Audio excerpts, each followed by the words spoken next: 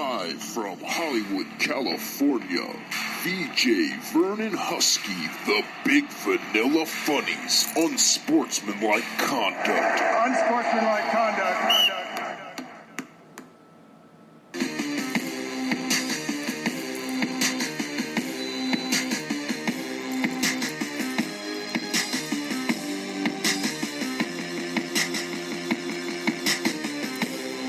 What up, man? Y'all already know what it is, man. VJ's on Sportsmanlike Conduct. I'm your host, VJ Vernon Husky, a.k.a. VJ, right? That's because he always thinks he is, a.k.a. the Big Vanilla Shaq, the Blue-Eyed Barkley, the Creamy Kobe, VA's Top Talk Boy, Mr. Never Shut Up, the Big Vanilla Color Card, because sometimes in sports, there is the color card that needs to be played, and when the color card does need to be played, I am your Big Vanilla Vegas dealer, and officially, as you guys all know, Mr. 8515. This is what I do, man. I pick sports. I talk sports. I love it. No big intro for tonight, man. I want to thank you, everybody that is listening to all of my platforms right now. If you listen to me on Spreaker.com live, I appreciate you. iHeartRadio live, I appreciate you. Anybody that's on my YouTube channel right now, shout out, salute, thank you to you. And anybody that is on my my IG right now live, man, I appreciate you guys too, man. So let's get right into it. We're going to talk some NFL. I want to talk the draft. Mock drafts are fun, but I don't think mock drafts hold water until after free agency. I don't think that you can really decipher too much until you get through free agency. Because if there's a team that's in need of something in the top 10, top 11, top 12, but there is a bona fide veteran or guy who has proven himself, a proven guy as a free agent, do you go for the rookie and the unknown, or do you go for what you know? And you hope he doesn't turn into Mike Wallace leaving Pittsburgh, signing with the Dolphins, $52 million guaranteed, $67 million, and did absolutely zero in Miami. He got outplayed by Kenny Stills. In Miami. You know, or are you T.O.? Everybody know you got the talent, but do you then go to a franchise that's a playmaker away? Got a solid defense, got a great quarterback, going to be a Hall of Famer one day, got one of the best defensive minds, Jim Johnson, and Lane Kiffin was in Tampa, but Jim Johnson and Philly, all those years, that defense, you get Javon Curse to come in, you have Brian Dawkins. You know what I'm saying? You got Hugh Douglas, you got some stars, some veterans, some real tough, solid NFL all-around football players, and you sprinkle in a little 81. You sprinkle in a little 81 Vino. Y'all make sure y'all go check my man T.O. out on Twitter. Quick sidebar about T.O. I called his son's state championship game for Fox Sports West Prep Zone last year. Someplace for Loyola, which is an inner city school. It has been converted to a Christian academy, but it is smack dead right outside Chinatown in L.A. in the hood. Okay. But it's a team that had won a championship or been in a championship game in 20, 30 something years. It had been a long time, and they got there against San Gorgino last year, 2 years ago in 2019. I called the game. I'm up in the booth. I look down. I tap my play-by-play guy. I go, there goes T.O. He was on the sideline, black sweatsuit, shades on that night, right? And he's watching we're like, what the hell is he doing here? It's a state championship, but I think it's Division 3 or 4. It's not, it's not modern day in John Bosco. You know what I'm saying? It's not Corona. It's not Thousand Oaks Christian Academy up at Thousand Oaks and Westlake up in the Northern Valley past Calabasas out here in suburban Los Angeles. It's not those schools. So what the hell is T.O. doing here? We look down the roster. We're looking. We're on our phones. We're going through it online, and we find it. The running back is his son. And his son, and T.O. lives out here in L.A., and I guess baby mama live out here in L.A., and son was a sophomore or junior running back for the football team. But do you sprinkle in a little T.O. and you get to the Super Bowl? They didn't win it, but they got there. He had an 8-catch game, 130-something, 140-something yards. Didn't get into the end zone, but everybody can't score every time, every game. So I think that when you look at mock drafts, it's fun to play with, but how much can you really depend on it, because we haven't gone through free agency. So what I did tonight is I picked some teams in the league that I think intrigue me when it comes to the draft. Let's get real. Some teams can't draft. Some GMs can't draft. Some GMs don't know what they're doing. Trust me, Detroit will blow their pick. They're Detroit, right? Detroit will blow their pick. Out of Jacksonville might blow their pick. It's Trevor Lawrence, but we never know, right, guys? We never No, nobody thought Baker Mayfield was the number 1 overall pick. At the start of his last year at Oklahoma, nobody in their right mind thought he was a first-round draft pick. He became number 1 overall. We thought Jamarcus Russell was going to change the NFL. Wrong. Henson left Michigan and gave Tom Brady the starting job in Michigan. Couldn't hit a curveball for $25 million for George Steinbrenner. Comes back to the Cowboys. This savior. Nah. They were calling him the number 1 overall pick. They thought if he stayed in Michigan, he was going to be the number 1 pick. I went through a list last week of quarterbacks that were former number 1 overall picks in the last 10 years. They're either not in the league or they're not with the same team anymore.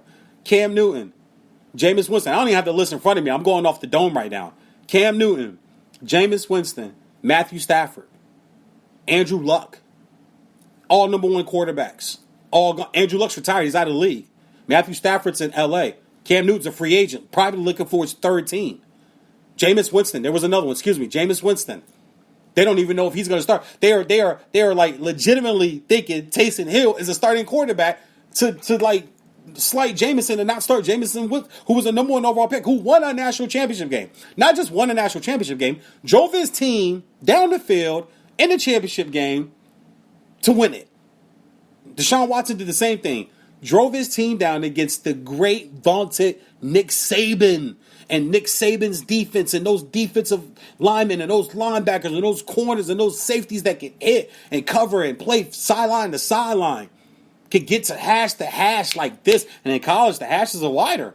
It's impressive when safeties can get hash to hash in college. Hashes are wider. It's impressive when a kid can kick long field goals in high school. Goalposts used to be longer. Then when you get to college, they slide in. You get NFL, slide in again. Now let's see if you can kick. But when you look at mock drafts and you look at what teams could want, would want, quarterbacks I think everybody think are going to go aplenty. I don't think it's going to go that way. I'm going to be honest. I don't think it's going to go that way. I saw a mock draft the other day where Todd McShay had top 3 picks for quarterbacks because a lot of people expect Miami to trade out of 3 and fall back. Now, if it's with the Falcons, if it's with the Panthers, Broncos, those are fine because Falcons is 4, Panthers is 8, Broncos is 9. So if they do decide to trade out and they fall back to 8 or 9, they probably are confident that they're going to take the guy or get the guy that they think. If you're looking for Sewell, he's going to be gone. The tackle from Oregon, who's the only sophomore to ever win the Outland Award, which is for the best offensive lineman in football, in college football that year. He won as a sophomore. Only guy to ever do that. Decided not to play last year because of COVID. Decided he was going to relax and he was going to just train and get ready for the draft because of COVID. He's not lasting to 8 or 9. So if the Dolphins decide to do that, then we know right then and there that Sewell was never going to be their guy. He's not their guy. They're sliding back. He's not going to fall. You got Cincinnati, you got Philly, you got the Niners. I know people want the Niners to take a quarterback, but I don't see why would you give up on Jimmy Garoppolo this early. Now, do I think Jimmy Garoppolo is the answer? I'm not sure. I don't know. He did get to a Super Bowl with you, honestly, but he stunk up the fourth quarter. And he stunk up the fourth quarter, and it allowed the Chiefs to kind of slide into a Super Bowl win. Let's just call it what it is. If I made this comment after the past Super Bowl with Tampa and Kansas City, I mean, if Jimmy Garoppolo didn't go, 4 for 11 for 60-something yards in the fourth quarter of that Super Bowl, Andy Reid's probably 0-2 with the Chiefs, and Pat Mahomes is 0-2 as a Super Bowl playing quarterback. Just, it's a lot of aspects that work into football, work into the game, that a lot of powers and movement. A lot of moving pieces. So when I look at the quarterback position, I don't think it's going to be quarterbacks aplenty because even though you do need them, I think that you've made, like the Bears, the Panthers, the Broncos, you've made major mistakes on quarterbacks. Right now, I might be looking at Alex Smith if I'm one of those teams. Give me something that I know and let him be a bridge to the quarterback we're looking at maybe next year. You got Howell coming out of North Carolina next year. He's going to be great. Howell's going to be really, really good. And if you can hold off for another, you got DJ Uiagalelei from John Bosco out here in Bellflower, California. I've called his high school games, his junior and the senior year. He'll be done in Clemson. Bryce Young, modern day, from Santa Ana, California out here. Call some of his high school games. He'll be available in the league. They're both 5-star recruits. People think they are first-round draft picks. You don't have to go get your quarterback this year. I mean, the other night I did a show and I talked about sticking with your guy. You got to piece other things around a quarterback for a quarterback to be successful. When Bill Parcells was the president of operations for the Dolphins, I was super excited because Bill Parcells is nothing but successful in the NFL as a coach. Or as an NFL as a person or anything in the NFL, Bill Parcells is like he's one of the GOATs. I think there's several GOATs coaches in the NFL. I don't think there's one guy. I think there's several. Because football is 53 men. And it's hard to win. That's why the NFL, the Super Bowl, national championship, high school championships, they're the hardest to win in football. There's more kids, there's more talent, there's more teams. It's physical, it's draining, it's mentally draining, it's physically draining. It just wears on you. That's why, think about it, parents are pushing the age back from when their kid starts to play football, right? There's these leagues you have out there now where you have these flag leagues for kids. I'm not going to lie. I don't know if I'm letting my 6-year-old, my 7-year-old son play contact football. From the information that we now have learned and gathered and gained. You can go get it now. I might let him play, but if I didn't want to, I could feel comfortable not letting him play contact so early, putting him in a flag league, getting the fundamentals down, get your speed, your hand placement, your hand movement, your hand work, get your body, grow as a little kid, work on your footwork, the fundamentals of the game before you put pads on. I'm not for or against it. If I had to put pads on my kid, then I would. And if I didn't feel like he was ready for pads, I put him in a flag league. So even the age is getting pushed back. That kids are coming into the sport and playing. So there's so many moving parts and moving pieces with the team. You don't have to go get that quarterback. I'm looking at the list. Rashawn Slater, who is a All-American tackle at a Northwestern, he's smart. He plays in rugged weather. He plays rugged competition. He's got to play Michigan, Penn State, Michigan State. Now, this past year was an anomaly, guys, because it was COVID. But he's got to play Ohio State, Michigan, Penn State, Michigan State, Illinois, which is a tough. They're always, it's Big Ten. It's tough football. It always has been. You go up to Minnesota on a Saturday night. Minnesota maybe 5-2, 5-3, but you better buckle your chin strap. You better strap on them shoulder pads, and I hope you had your Wheaties, a Power Bar, and a Red Bull before you got here. This is a young man's game today. You got to strap up to come play this game. But you have a tackle like that I'm looking up the list, and I'm like, okay, if you guys got him high, but why wouldn't you take a guy that is smart, he's going to learn the playbook. He started a 3-year starter in college, so he's durable. 2.5 years, so he's durable. Can run block, can pass block. Why wouldn't you? This quarterback thing in this draft. So a few teams. So let's get right to it. A few teams I'm looking at. Team number one.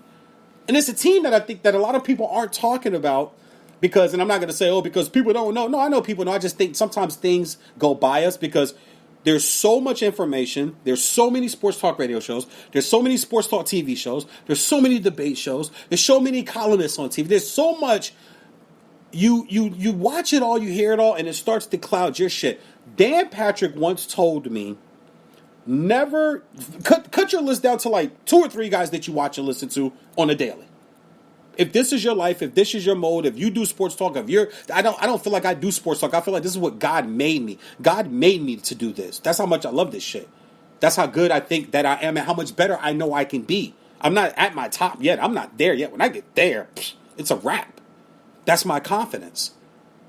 But you cut down what you're listening to, because if you listen to too much, it starts psychologically. This is psychology. It starts to play in your mind, and it'll start to change your opinion. I don't let shit. Rob Parker once told me, stick to your guns, VJ. Some of your takes are hard, honestly. And some networks might look at you and go, oh, God, he's so talented. He freelances. He's already been in the industry. He's been on big shows and big networks. And like we can use this guy, but oh, God, he said that one thing. All right, well, fuck it. If that's how soft y'all gonna be, no problem. I'll build Vesson and I'll go do my thing. And some network will see me one day and be like, okay, cool. Hey, VJ, we pay you this. Could you not say that word? I don't think one word would make me go, nah, I don't want that contract, bro, if I can't say this one word. But for a network to not take you because you said that one, I mean, I get it. Racial slurs, okay, fine. I get it. I don't say those anyway. So I'm not worried about that. So I ain't going to get caught up in that, especially on live air. Come on. But cut down what you guys are listening to. That's advice that was given to me, and I give that to people, and I stick to my guns. I stick to my guns. I only watch and listen to a few people. So when I'm watching these drafts, these mock drafts, the Jaguars, they're pick number 1. I don't hear a lot of people talk. It's like, well, Trevor Lawrence is number 1. We know that. And then they go on to Zach Wilson and Justin Fields and all these other teams. And it's like, whoa, the Jaguars have 2 first-round draft picks. They're bringing in Mr. Urban Liar. Yes, I call him Urban Liar because the man lies. All he does is lie. Like, that's all he's done all the way back to when he coached high school, when he coached Division II, Utah. Don't get me started on Florida. Just put on the Aaron Hernandez documentary. Put on any Hernandez. And which quick sidebar, is it's mind-blowing television, guys. We all know the story. But FX has something right now. Netflix has a documentary on them right now. HBO Max has a documentary. Like, everybody's done their little piece, and you get these different stories from different people. Wow. And Florida's mixed all up in that. You knew about that shit. You used Tim Tebow to kind of just gloss over what was going. Come on, Percy Harvin, Nelson, the safety, the Pouncey twins. Yeah, that team was off the chain. It wasn't just Aaron. Aaron was the one that just got a little too deep and got caught. They got a little too deep and got caught. And Lord rest his soul, Odin Lloyd, and the 2 gentlemen apparently in the BMW the night after the club in Boston. So don't want to make too much light of it, but Urban Liar was ahead of all of that. And in college football, guys, there's nothing a head coach does not know. College football head coaches are the most protected and bulletproof coaches in all of sports because it just makes so much damn money. There's so much money in college football. You got to protect. We're hearing about Les Miles at LSU. Hello? How long ago did he leave LSU? And we're hearing about students and females and at his apartment and inappropriate behavior, and it's like, and the school knew, and people complained, and girls came forward, like, and the school was like, shh. Yeah, but we win a lot of football games in Death Valley. Yeah, we play a lot of night games here. We play Alabama here this year on a Saturday night with Fowler and Herbstreit calling the game. They're going to do College Game Day here. Kind of the most popular pregame show on all of sports television. I mean, TNT basketball, yeah, that's great. We love Shaq, we love Kenny, we love Charles, we love Ernie. And when Candace fills in and Wade fills in, but nothing is better than College Football Game Day. It's the best pregame show in sports. Has been for 20 years. They're coming down here Saturday. So, yeah, that little girl that went up to the apartment, how much? Like, you think 10,000? Like 10,000, like 10 grand? I'm not making light of it. Hey, I'm shooting straight. I'm doing what I do. I shoot straight. College football coaches? Are you kidding me? College basketball coaches? Are you kidding me? Are you kidding me? I'm a Tar Heel. I love Roy Williams, but they did something with the grades, Roy. I'm damn gum don't know what's going on. I try to get these youngsters to focus and do what they're supposed to do. And yeah, all right, Roy, you still my dog. I love Roy Williams. My nephew's Kendall Marshall. He played at Carolina. They won the ACC at Carolina. He won the Bob Cousy Award at Carolina. He's coaching there with Carolina right now. Roy Williams loves my family. He loves my nephew.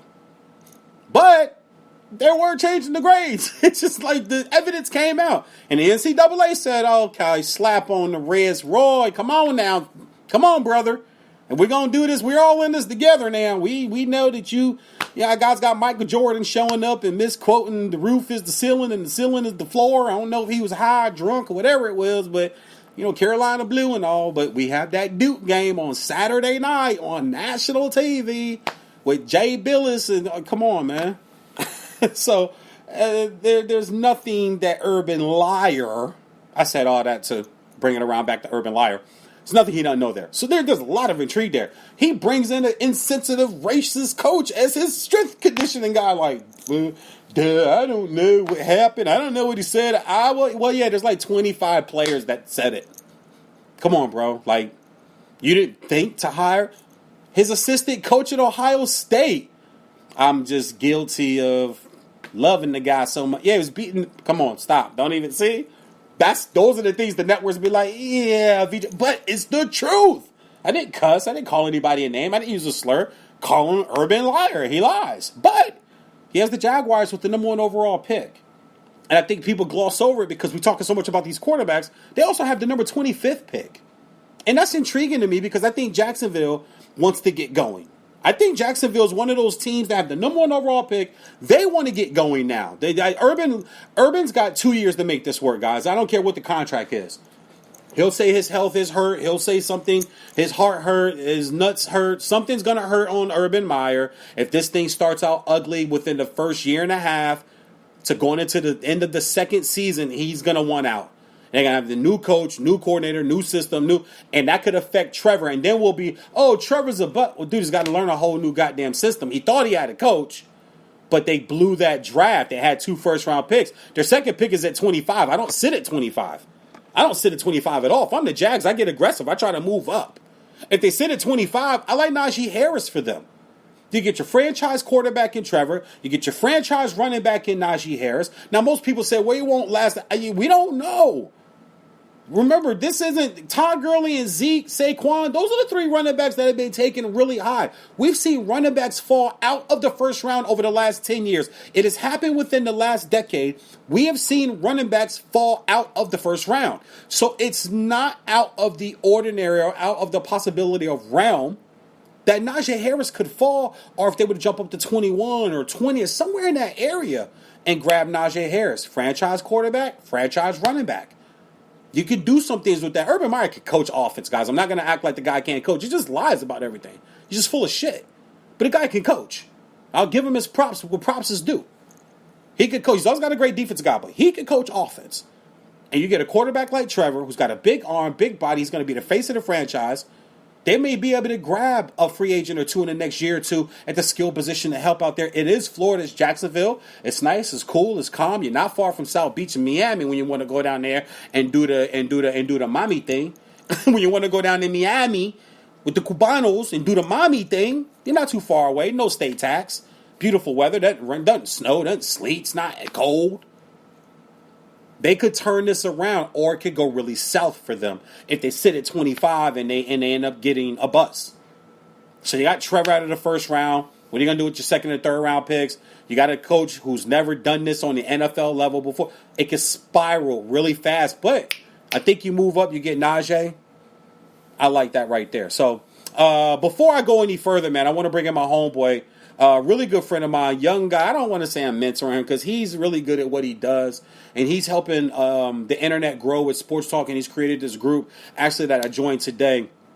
And these guys are awesome, man. It's outstanding. It's a bunch of new types of sports podcasts that I probably haven't listened to.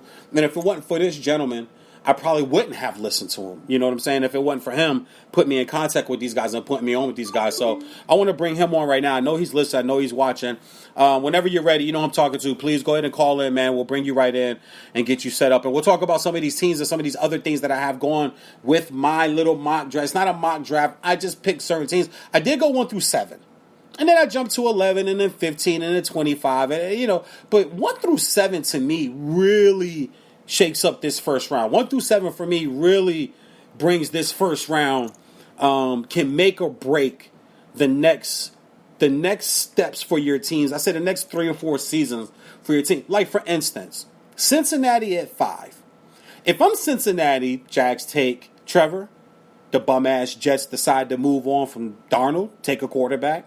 Dolphins stay put. Or they trade Panthers, Broncos, 8 or 9, so they can jump up to grab a quarterback. I think the Falcons. I know I've seen Trey Lance here. That's not happening.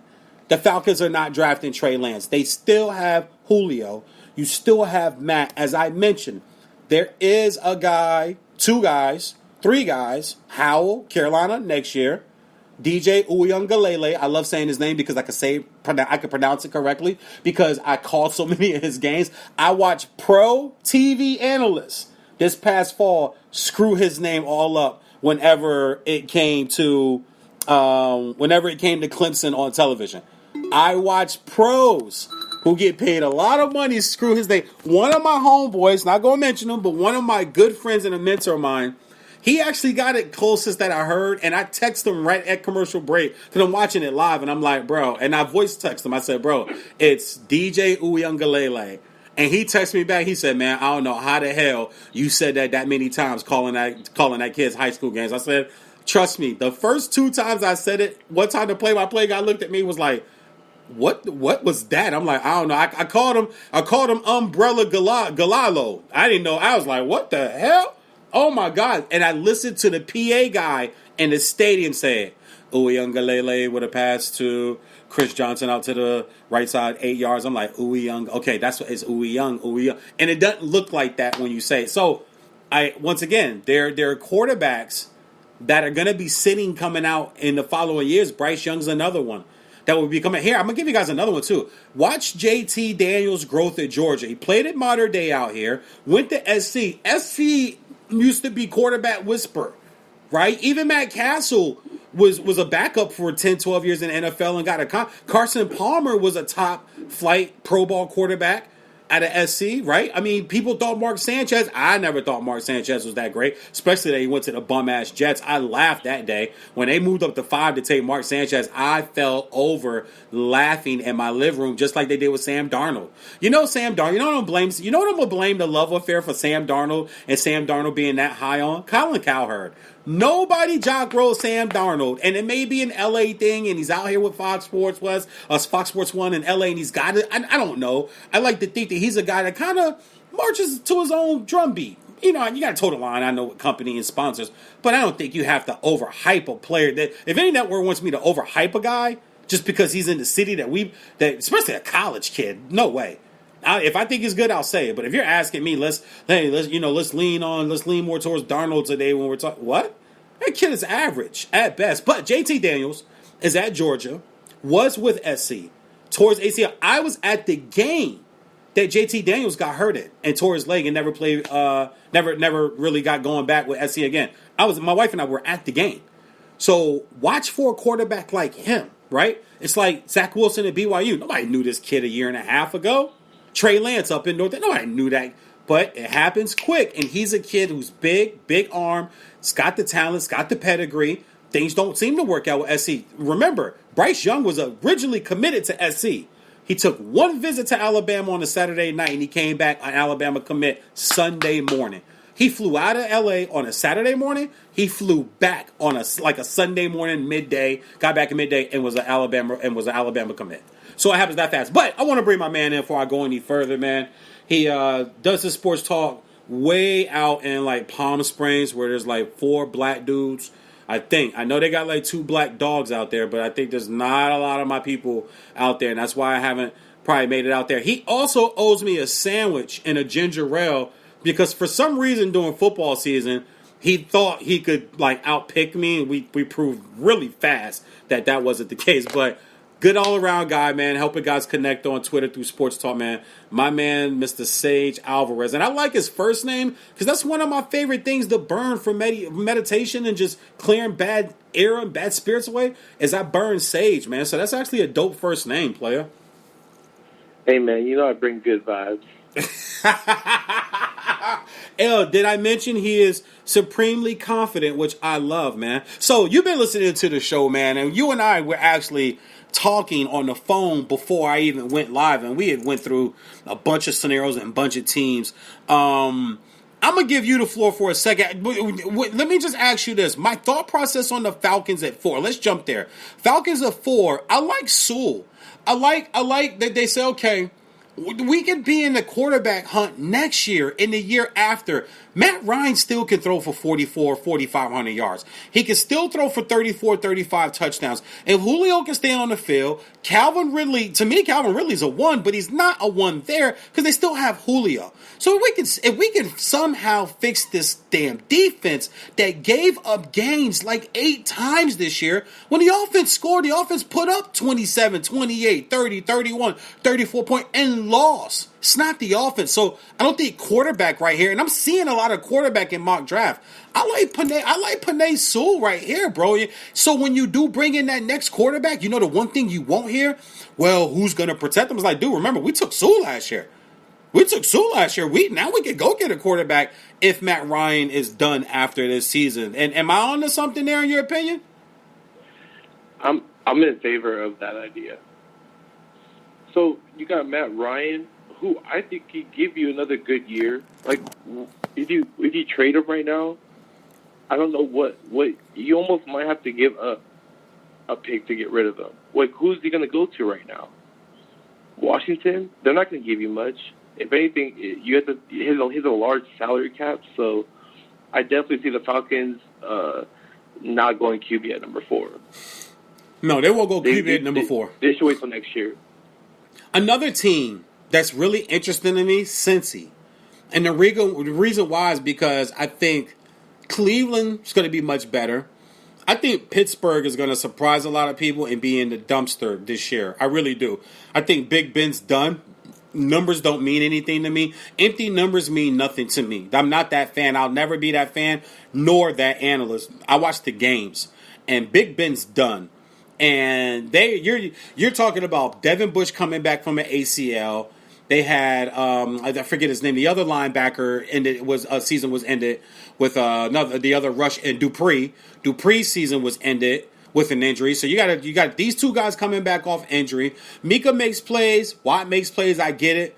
But I think Cleveland's offense is going to be better. I think Baltimore's offense is going to be better. And if Joe Burrow comes back, I think you get Burrow a weapon at number 5. AJ's gone, and I was looking up the free agent list. Matter of fact, I got it up right now. I was shocked to actually see some of the names and then some of the ages. And then maybe it's just something that I didn't pay attention to. But AJ Green, 33 years old. And I know some people are like, yeah, AJ Green would be a great free agent pickup. AJ Green's also 33, though, bro. Like, you're getting him for a year or two. So I think at 5, if you're Cincy, you go get Burrow a weapon. You're straight with Mixon at the running back. There's no problems there. Ross didn't work out. The speedster that was going to change and take the top off of defenses for years to come, and Cincy hasn't worked out. I like Kyle Pitts right here. And I know he's a hot name, but I think once he runs on his pro day and he bench presses and he vertical leaps at the combine, he is going to shoot up draft boards. And I'd put money Pitts is going in the top 8 or 9 picks, because if it's the Panthers at 8, or the Broncos at 9, could you imagine Pitts and Jerry Jeudy together work the quarterback position out this year? Once again, Uiagalelei, Bryce Young, Howe, JT Daniels. There's 4 names I just gave you right there. And I didn't even mention the Oklahoma quarterback, right? I'm not even mention Florida's quarterback. There's 5 quarterbacks right there that you can have next year that would come in and automatically have weapons, instead of you getting the quarterback and then trying to find the weapons. What do you think about that pick right there? Cincy at number 5, they shock a lot of people, but not to guys that pay attention to the draft. And once free agency, I don't think anybody's going to Cincinnati in free agency at the receiver position, right? So they got to get somebody. I like Kyle Pitts right here. 6'4", 240. 6'6", 240, and just can split out, play in line, play the slot. This kid's a monster. Straight monster. I like Kyle Pitts a lot. He looks like a game changer. Yeah, I definitely see him. I definitely see him going maybe top 7. I think someone might end up having to trade up to get him. You look at some of the teams. I think. Let's see over here. You got Cowboys, who I think, they see CeeDee Lamb and you see Kyle Pitts. I think if they see a chance, they'll trade up and get him. I saw that on a mock draft. Now, because you signed Dak now, I can see that. I can see that. But I think Dallas needs to get a defensive player. I think Kwity Paye is the right pick. If he's there for Dallas, when Dallas picks, you need to get more pressure on the quarterback. Quarterbacks had too much time against Dallas, and if they were able to exploit their coverage linebackers and their nickel back and their corners, and basically their back 6 or 7 players to be able to get exploited, because Dallas couldn't put a rush. Every time they did, they had to blitz. When you blitz, you're taking people out of coverage. That's why it's always so good to get pressure with 4 or 5 guys, because if I'm getting pressure with 4 or 5 guys, that means I can drop 7, 8 guys on certain plays. I can drop 6, 7 guys every play, and you got to try to pick through that. And if you look at their schedule, the quarterbacks that they play, maybe other than Jalen Hurts coming up this year, they're going to struggle. They're going to struggle to do that. So I'm not It's sticky sure. facts. Yeah. No, and so on what you're saying is you're speaking logic.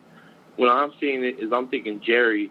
You know, Jerry takes control of things, and you know he likes to do it. You know, the Jerry World way, and that's what I'm seeing them doing. But what you're saying is actually what they should be doing, which is what I'm on your side. But I can see Jerry just pulling the trigger because that's the type of guy Jerry is. Yeah, all right. I'm not mad at that. If that is the type of guy Jerry is. And like I said, I saw that on a couple of mock drafts. Let's go to some obvious. Good call. Let's go to some obvious teams. I want to talk about some obvious. We'll start first with the bum ass Jets. Are they done with? You were in the group today, the group we were on Twitter, and I asked the question: are they done with Are they done with Darnold? And do you move Darnold and Jay Fields from Ohio State, 6'3", 225, big kid, smart kid, high football IQ, can make every throw. It's great throwing motion, quick release. Like he had a little glitch in the middle of the season. Every quarterback has his glitches. I get tired of this era now where if a quarterback can't have a glitch, it's like every great quarterback has a good. People have Brett Favre as one of the top 5 quarterbacks of all time. He leads the NFL in history of interceptions thrown. So every quarterback has glitches. My guy Dan Marino's in the top 10. I love Dan Marino. He's my guy forever. He's my favorite quarterback forever. There won't be another quarterback to ever come through that I love more than Dan Marino. And I loved Mike Vick, and I loved Randall Cunningham, and I loved Warren Moon, and I loved Cam Newton. But Dan was he plays for my Dolphins, is my guy. Those guys I loved, but Dan's my guy. So, just Justin Fields, he's got a quick release, big body, big arm. If the Jets do move on for Darnold, and I'm gonna tell you this, if I'm the Jets, there's one or two things I do here. I trade out of this pick, and then I trade Darnold. And I'll tell you why. They have 2 first rounds this year. They have 2 first rounds next year. Could you imagine if they trade out of this pick for someone's first round next year and traded Darnold for someone's first round this year? They would have 6 first round draft picks in the next 2 years. Why wouldn't you do that? Why? That makes so much. And it's not fully my theory. I was having a discussion with someone, and we were going off of something that we had heard from another guy who had the basis of this, but he talked about future draft picks. I'm like, no. Whoever wants Darnold, they got to give up their first this year. Collect another first. That gives you 3 this year. But if you trade that pick and Darnold, dude, you can have 6 or 7 first-round draft picks in the next 2 years. Why wouldn't you do and then build your team that way? And you just don't. I mean, you miss on Justin Fields. You're not getting Trevor Lawrence, right? He's supposed to be the big prize. What do you think there with the Jets? So I definitely think the Jets should trade out of this pick. I think that, but here's the issue with that is how big of a demand is that second overall pick? Like how much of a must need is that for a team to jump to that pick? Because now we're going to ask ourselves, who's willing to pay that price? And then what is that price? If you're saying it's another first-round pick, what is that? What does that look like? So there's a lot of questions that go into that because I remember the Raiders being in that position, and they probably got, I think it was like a 3rd, 4th-round pick, and they moved down like 10-plus spots. I was I see those type of moves where it's like there wasn't a demand to jump up. So you can only get what's going to be what the price of that value that you trade would be. Okay, I give you this right here. This is who it's worth to. Your question is, who is that second round, that second overall pick worth it to? It's worth it to Atlanta if Atlanta's moving on from Matt Ryan. It's definitely worth. It's definitely worth. Yep, it's definitely worth.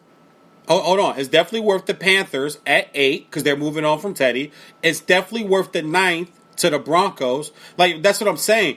You could, if you're the Jets, you can move out of that pick and move back to 8 or 9. What if Pitts falls to you? You need more offensive help. That defense, I'll give them props. That defense is young and it's good.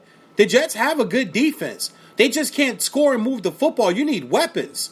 You could bring a quarterback in right now. Darnold's already been there. You know what he is. But there's two teams sitting at 8 and 9. Jalen Waddle can fall to you. If you want to go ahead and get your back now and have your back and say, you know what, no, we're not listening to the rest of the league. We're going to get our back right now. We'll take in Najee Harris with the 9th pick if we swapped out for Denver. Because Denver, think about it. We don't know if they think Darnold's their guy or not. Just because they say, yeah, we're listening to trades. If I was a GM, man, I would play with the media and other teams. I would play chess so hard. But I would always make sure I talk to my players. And I would say, look, we're not trading you, but we do want to put a filler out because we're trying to get more picks to get you more weapons. My quarterback would be in cahoots with me. I wouldn't leave my quarterback out to dry and just say these things and not already have had that closed door, no phone, no camera conversation. So just sit tight. Don't worry about what your friends and family say. Darnold haven't earned that right. I don't think it's about earning a right, though. I think it's if you're a smart GM. I'm talking as a GM. If you're a smart GM and you're gonna stay with Darnold, there's no positive to me in leaving a player out there hanging. There's no positive in that. I don't care what nobody. That's just where I stand on that. There's no positive that makes people go, yeah. If you're not sold on Darnold, yeah, just tell him you are. Why would you do that? That makes no sense at all. People come back and talk about bad front offices that aren't honest with their players. It bites front offices, and if I'm a GM, I don't pull that card. Now, if you're not my guy, I would go and say, look, we are shopping you because we're looking to gain picks for the future. Now, do you want to be here? If you want to be here, let us know. Show us you want to be here. Because there's other moves we can make to keep you here and still bring in other weapons to help build this thing back up. That's just an honest conversation, bro. That's just an honest conversation that you have with your player. And I think there are GMs who do that. I think Dak, for instance, let's jump to Dak just for a quick second. I think him and Jimmy have talked all along, dog. Somebody's talked to him. They weren't just sitting in opposite places and not speaking to each other. Somebody had talked to each other about it, and they knew eventually the deal was going to get done. You just don't pop up one day and say, Jerry could have said, listen, just sit tight, Dak. Let some things work out. Now all of a sudden we're hearing about this new TV deal that kicks in next year. And now the running joke is, yeah, Jerry kind of already knows about this huge new TV deal. ESPN did just release it. They just bought NHL for the next 7 years.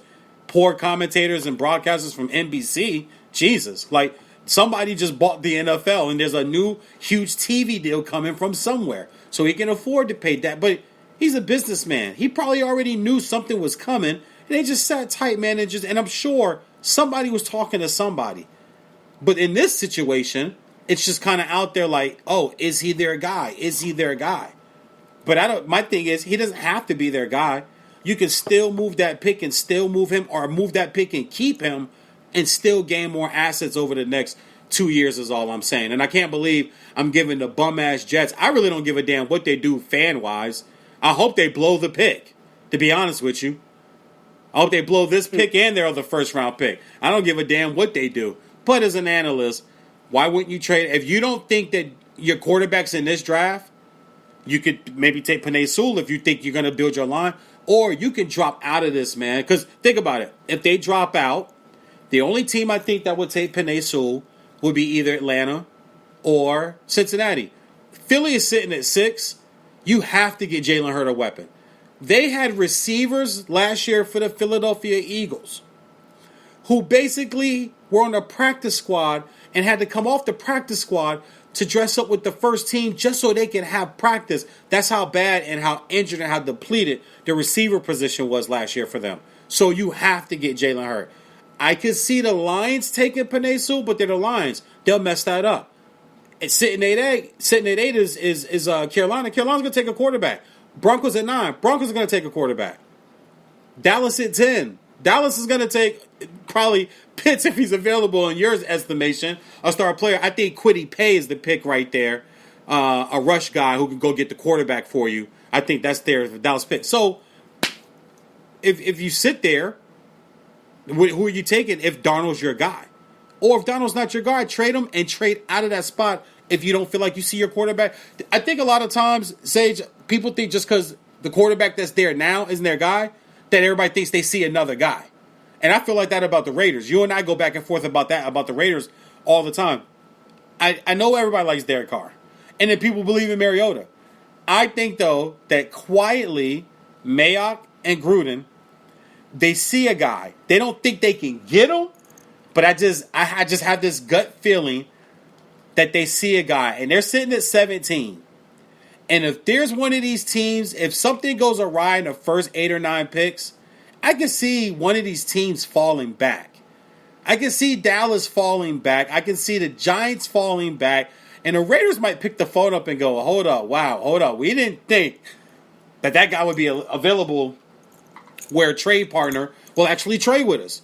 10, 11, 12. San Francisco at 12. Do you take a quarterback? I've seen some mock drafts that San Francisco jumps up and takes a quarterback. I don't think you do that if Garoppolo did get you to a Super Bowl. And I'm not a Garoppolo guy, but he did get you to a Super Bowl. Your thoughts on all that jargon I just rambled off? So tell 2 stories. You got the Jets situation where I don't think that they should go QB this year in the draft. I think they should take best player available. They need talent in the building. You don't need a Q, like you said. There's going to be some QBs next year. Give Darnold 1 more year. It can't hurt you. If anything, you almost need another top draft pick. You really do need another year. But realistically, they have better options where I am in favor of trading Sam Darnold if they can get like a decent pick and then going after one of the QBs available. Like, I think they should go after Mariota, but we'll see what happens. And, there's Winston available who you don't have to give up any picks for. You just got to sign with free agency. I don't know what the Saints are doing right now. Wow, hold up, pause. Hold on, pause real quick. That's brilliant, bro. I got to just stop you. I'm sorry to interrupt. I just got to stop you because I did not think about that. That's good, man. That's real good. If the Jets thought about a guy like Jameis Winston, who's proven in this league, he can throw for 5,000 yards. You got to cut the turnovers down, but he can play the position. Like, there's no, as far as other than the turnovers, they don't go, well, he doesn't have a strong arm, he's not smart enough, doesn't read the defense, he doesn't make plays, he doesn't escape the rush. No, he does all of that. He just throws a lot of picks, and a lot of that comes from playing from behind and just chucking it a lot. And then some of it comes from just not being able to make the throw that he needs to make, and he throws it right to a defender. I got to keep it real, even though I like Jameis Winston. But anyway, continue, man. But great call. Great call. Let me ask you this for Jameis Winston also, too. I know they signed Heineke, but the Washington football team, it's a city, I'm from there, I've lived there a lot of my life. Majority of my life, I lived in the DMV. There's not a city and there's not a football team in America that enjoys a black quarterback more than the Washington football team. They've had a handful of them. They had RG3. They had Jason Campbell from Auburn. They had Doug Williams, who won them a Super Bowl. They drafted Dwayne Haskins, which was just an astronomical mistake. But they love a black quarterback there in Washington. Jameis Winston could be in play for them. Ron Rivera liked him and played against him twice in Carolina, so he knows what the kid can do. I'm just not in favor of him going there. And there's like a lot of factors that go into it. To me, I really think he needs like a QB guru, like that head coach. That like he needs that guy with him. Like he obviously Bruce him didn't click. He threw a lot of picks. An astronomical lot of picks. Playing from behind, that did play a part in a lot of those picks as well. So he has to go somewhere where he's going to be set to succeed. And I do like the Jets for him because the Jets, if you get rid of Darnold, get rid of maybe 4th, 5th round pick. I don't know what Darnold's value is right now. Probably not that strong, but we'll see what team. Carolina Panthers could be interested in him. But I do know that the Jets do not need a QB this year. They need to get talent in the building. They just got rid of talent to get another 1st round pick. Like there's so many holes in that team. And for the Raiders, I mean, we talk about. I know me and you go back and forth on Derek Carr, and I'm just going to read you a quote from his own GM. Okay. I think he's one of the top quarterbacks in the NFL, and we couldn't be happier with him. That's a lot different than what the GM for the Jets. And I'm going to assume, bro, because I'm gonna take just like a shot in the dark. There has to be some communication that to him directly. If you're going to come out with a statement saying we are taking calls for Sam Darnold, we are listening. A year before that, a year ago from today, they were saying we are not listening to phone calls for him. He's our QB. He's our guy.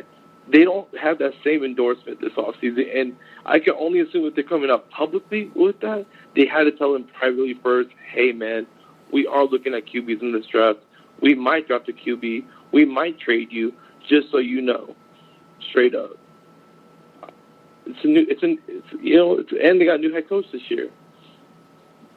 They got every new head coach that comes in deserves to bring in their own QB. I believe in that. I do too, especially if it's an offensive guy. If it's a defensive guy, I think you let the offensive coordinator and maybe the GM handle that if you're a defensive type of head coach. I don't really like defense or offensive type of head coach. I think I would be a head coach that would be hands-on with both. It's like I'm not just one or the other because at the end of the day, they don't fire me. I have to fire the coordinator. The owner don't fire coordinators. The owner tells the head coach, you got to fire that guy. You got to fire that coach. So I think I would be a lot more hands-on with both. Philly at 6. I have Devontae Smith, and that's because I guess I'm just trying to make an Alabama connection there. Now, I wouldn't take him that high. I've been saying it all season and all off season and through this whole pre-draft process. He's just a little light in the ass for me. And my receiver can't bump into a guy and break his hand. My receiver can't get upended and fall on his tailbone and be out the rest of the game and shit and have to limp back into the game to show guts and he'll play hurt. Like, I need guys thicker than that. I like 6'2", 6'3", 6'4". I like big receivers, man. I like Brandon Marshalls. You know what I'm saying? I like Randy Mosses. I like those guys. I understand there's Welkers. Now, I understand there's Edelmans and there's Tariq Hills. Tariq Hill is fast as hell, and that's a thick little stocky guy. That's not – he probably weighs as much or weighs more than Devontae Smith does. And in Alabama and in some of these other colleges, all these guys are open. What happened to all the Clemson receivers, right? Playing with Deshaun Watson. All these guys are going to come in here. It seems like the best guy in the group might have been freaking Renfro, who's with the Raiders right now. He might have been. I like Renfro. I like Renfro too. I'm not dogging or dissing Renfro, but did you think coming off that team he was going to be the guy in the NFL? No. So I just he's a guy that can get you that first down. That's why he's earned that nickname Third and Renfro. Yeah, exactly. Third down, first down. Yeah, Third and Renfro. 1-on-1s. But against a linebacker guard, he wins them. When you play at Alabama and when you play at Clemson and some of these other schools, everybody's always open. You know what I'm saying? Like, everybody's always open. Like, at Oklahoma, I like CeeDee Lamb, but last year, and he did break open and have some good games and make some plays. He's not a bust. I'm not going there. He's not a bum or anything like that. But it did look different. It looked a lot different than going against Baylor and Kansas State and Iowa State. You know what I'm saying? It looked a little different. But he's still good enough to make plays. I think that happens with a lot of receivers from these top schools.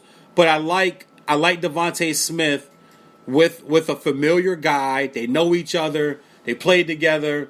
He is a great route runner. People think he's the next Marvin Harrison. That would be great, except for Jalen Hurts, not 6'4", 6'5", 225, 230 like Peyton Manning was. So if he could be the next Marvin, cool. But are you bringing 2001 Peyton Manning with him? Are you bringing 2002, 2003, 2004, and 2005? You bringing that Peyton Manning with him? Are you bringing the Peyton Manning the first year he was with Denver and broke all the records, the touchdown pass? Are you bringing that Peyton? If so, great. But if not, then we've never seen Marvin Harrison without Peyton Manning. And when he was in college, he had Donovan McNabb at Syracuse. So we've never seen him have to play without, a star. And Smith is getting that comparison. But I like him right here at number 6 to Philly. If you're Philly, what do you do right here? And what do you think about my Devontae Smith pick there for Philly? Hey, you brought up Donald McNabb. Hey, I put up 32 points on the guy. I played him at Lifetime Fitness in Arizona about 2012. You was hooping on McNabb. I was hooping. Hey, but to be real though, he did put up like 38 on me. So, okay, so then your 32 don't mean shit then, Sage. What the hell? Sage said, yeah, I hung like 32 on him, but he hung like 38 on me. Yeah. See, you shouldn't have told me about the 38. You should have just rolled with the 32, bro, and you would have won. Hey, I'm just real. I got you. Credit when credit's due. I got you. You know, I pump myself up. But hey, I did hit some threes. To be honest, I was guarding a full court because I was like, man, I'm playing as the NFL QB right now. I'm just gonna go all out. The whole entire game went all out, and he checked me with little Syracuse D1 stuff, and 3 times he did his 3 plays in a row, and no one switched. Like everyone knew I was playing as perfect defense as I could, and he does 3 pulls from half court and just swishes them on me. Damn. It was pretty ridiculous, but we went back and forth. We went to triple overtime with them. They beat us by 4. It was a good game. All right, well, enough of your hoop dream stories. Talk to me about Philly at number 6, man. Man, number 6, at number 6 they gotta get Devontae Smith. I'm a believer. I'm a believer in Devontae Smith. I think they got to pull the trigger if he's right there. And who you say you're going with the Dolphins at number 3? That kind of depends like who's going to be even available at that pick. Exactly. Well, see, that's the thing. I was waiting. I was saving because I didn't want to be a super homer. I was kind of saving my Dolphins talk because I got a lot of different scenarios for my guy. This matter of fact, let me start by this. This is the draft where the Miami Dolphins will either find themselves as a wild card over the next 2 years going on the road and losing both games, probably close games because they'll play hard, they play smart, they're a low penalized team, they play great on defense. That's not going to change over the next 2 seasons. Flores has implemented that. They have a great kicking game, great special teams. But offensively, this free agency and this draft can either have them a back-to-back wild card team or a wild card or divisional team and a conference championship team the following year, which would be his 4th year in Miami. He would have come in and taken a team that started 0-8 under him and 3 years later have them in the AFC championship game is on this draft. And it hinges on 2 things. Whether they decide to jump in on the Deshaun Watson which I would not do. Not if they want the 3, the 18, and next year's first and a second or something like that. Hell no. Because you still have holes to plug. And I think this free agency is not as stacked as I thought it was. I'm not even going to say, as other people said. No, I thought it was kind of stacked until I pulled up the list. J.J. Watt's already gone. You're looking for a safety. There is Marcel Harris there with San Francisco, 27-year-old guy. All right. But could he come in and change your secondary? A lot of rush linebackers are available. Melvin Ingram, Bud Dupree from Pittsburgh. He's an unrestricted free agent, only 28 years old, but he is coming back from injury. Von Miller, 32 years old. Could you go get Vaughn and say, hey, we just need you for a good year or 2, be a great mentor? You got talent along this line. We got Wilkins. We got Ajobu. We got, we are stacked on our D-line, and we rotate 5 to 7 guys in all game long. Hey, you come in, your name alone draws attention. It's going to free up the young guys, and then you're going to get your place. Do you look for secondary help? Patrick Peterson, but he's 31. But I still believe Patrick Peterson is a top 5 corner in this league. You pair him up. Think about pairing him up in free agency with not Patrick Surtain. I'm thinking about his son and Patrick Surtain that played for the Dolphins with Xavier Howard. So when I look at free agency, the Dolphins have to kind of nail it in free agency, and they have to nail it in this draft. And it's going to depend on first whether they're in the Deshaun sweepstakes, and if they're not, sitting at number 3. I normally don't like taking players that sat a year out. You're asking me to judge a guy on film from 2 years ago which none of us do in any league for any pre-draft talk. In the NBA, unless it's a European player, nobody goes and pulls up the freshman highlights for the sophomore that's coming out. We look at the sophomore highlights and we talk about how he's gradually improved, right? Even with Panay Sewell, I think what's holding him down is the simple fact, because he opted out. He didn't play for Oregon this year. He opted out because of COVID. And he says he's going to prepare for the draft. He's the only sophomore to ever win the Outland Award. I think that's what's holding him down. But right here at number 3, I really do like Jamar Chase. I remember with Jamar Chase. Listen, if you remember that receiving core for LSU and Joe Burrow and record-setting numbers, not just in the SEC, nationally, and putting up the performance they did in the national championship game, people forget Jamar Chase was the receiver that blew everybody away in the national championship game. He had like 3 or 4 touchdown catches that game. He was unstoppable. They could do nothing. And watching the game, you're like, God, that's a shame this kid can't come out. This kid's ready now. But that was also 2 years ago. And it's hard for me to, I didn't see it lately. But if there's a guy to take it number 3 for Miami, and you are trying to add to Parker and to Gesicki and to Smythe. Smythe and Gesicki are the 2 tight ends there. Now, there is a scenario where Pitts ends up in Miami, but that's if they trade out and they trade with the Broncos or they trade with the Panthers because they want to come up to get a quarterback at number 3. If the Jets are settled on Darnold for this year because they're going to build and they do your idea, they take the best player available, they're going to take Panay Sewell. I'll go out on a limb right now and say that. If Donald's their guy and they stay at number 2 and they don't trade the pick, you said take the best player in the draft. Panay Sewell's the best player in the draft by the draft board, by the experts, by all the people on TV and radio. He's the guy there. So Miami doesn't even get a chance to take him if that was going to be their guy at the third pick anyway. I know I see Jalen Waddle, and Devontae Smith was like the national championship. Everybody's tweeting, and the Dolphins take Devontae Smith and putting Devontae Smith and photoshopping them in Dolphin uniform and jerseys on the field. And I'm just like, guys, let's let all of this play out. Devontae Smith can fall out of the top 10, depending upon, once again, what happens in free agency. So back to the Dolphins at number 3. You have Juju as a receiver. Godwin's off the list because he's franchised. Robinson's off the list because he's franchised. To me, those are the 2 best free agent receivers. You do still have T.Y. Hilton. You still have AJ Green. Yeah, but T.Y.'s 32.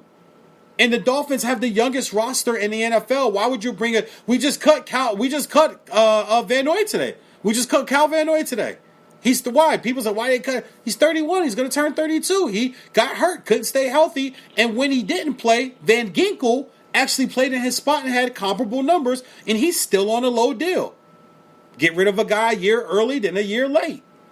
So I don't see the Dolphins. The only wide receiver, Emmanuel Sanders is a free agent, but he's not the Emmanuel Sanders we remember. He's 34. So these free agent receivers, the only guy I see out there would be Juju. But Juju's going to have to come in and have to fit the system and have to fit the locker room presence. And Flores is from the Belichick mode. We're not looking for TikTok guys. Now, if he wants to go play somewhere else, fine, bro. We're not going to make our Juju Smith-Schuster is not going to make or break Miami's offseason. He's not that one guy that's going to make or break. If he comes there and he plays and he keeps his nose clean and focuses on football, he could be a great addition. But I don't think they go that route. I think in free agency, there's some defensive guys maybe out there. I think a guy like Samuel from the Panthers out of Ohio State, the speedster, that means you don't have to try to fight up for for Waddle out of Alabama. And once again, I'm not big on guys that have been hurt already. That's my beef with Tua. My beef with Tua is simply I've seen him hurt too many times already, guys. It's not that he can't play. I've just seen him hurt too many times already, and you're hinging the future of your franchise on a guy that's already been hurt, and it's the NFL. Everybody gets hurt sooner or later, bro. I hate to say, like Pat Mahomes, he hasn't had the big injury yet, but he's already missed. This motherfucker, think about it. He dislocated his knee diving for a first down, bro, and missed games. Missed games because of a concussion. Like, everybody gets hurt. It's only a matter of time before Tua's knocked out of a game, and it's already happened to him in college. But you got to get that guy some help, and I think Jamar Chase is the pick right there.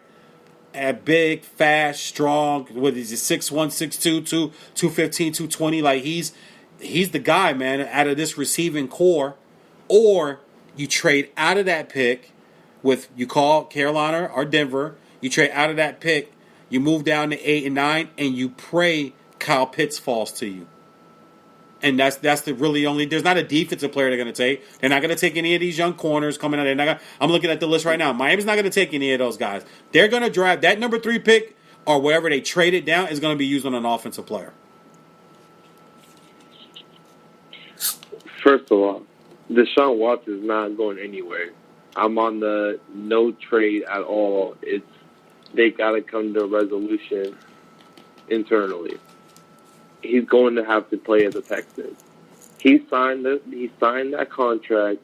He's stuck. He could have maybe franchise tagged his way out. He gave up that right when he signed that contract. They're not going to let him out. The NFL, I guarantee, and Houston would do it. They would rather let him sit than, because if they let him sit, they would get a top draft pick next year. Yep. And his value wouldn't change. It would still be Deshaun Watson. What? And get this, he has a no-trade clause. So you can't even get the full value for him because you have to pick a place that he wants to go to. Bro, it's the NFL. It's, like you said, it's not the NBA. This is the NFL. Like, the business structure isn't what... I know the players, they're going to get more and more rights. You know, their contracts are getting a little bit bigger. They have a lot of players that play in the NFL. It's a whole... You can't just cater to the top guys, and they already cater to the QBs are too much already. But that's because if your QB isn't good, you're more than likely never going to win a Super Bowl. It's just facts. I mean, you can get lucky once in a while, but really, you need a QB. If you're the Jets, I'm reading a message here from one of our guys, Effin Sports. He writes in on Twitter and says, trade for in my opinion, as a Jets fan, I either want to trade for Watson and use free agency to build a roster around him. Only problem with free agency is I'm sitting here looking at the list. There's so many guys over 30. Kenny Galladay, though? This is man, I don't know, dude. I don't know what has he done that would make you think that as a free agent he can come into your franchise and be a difference maker.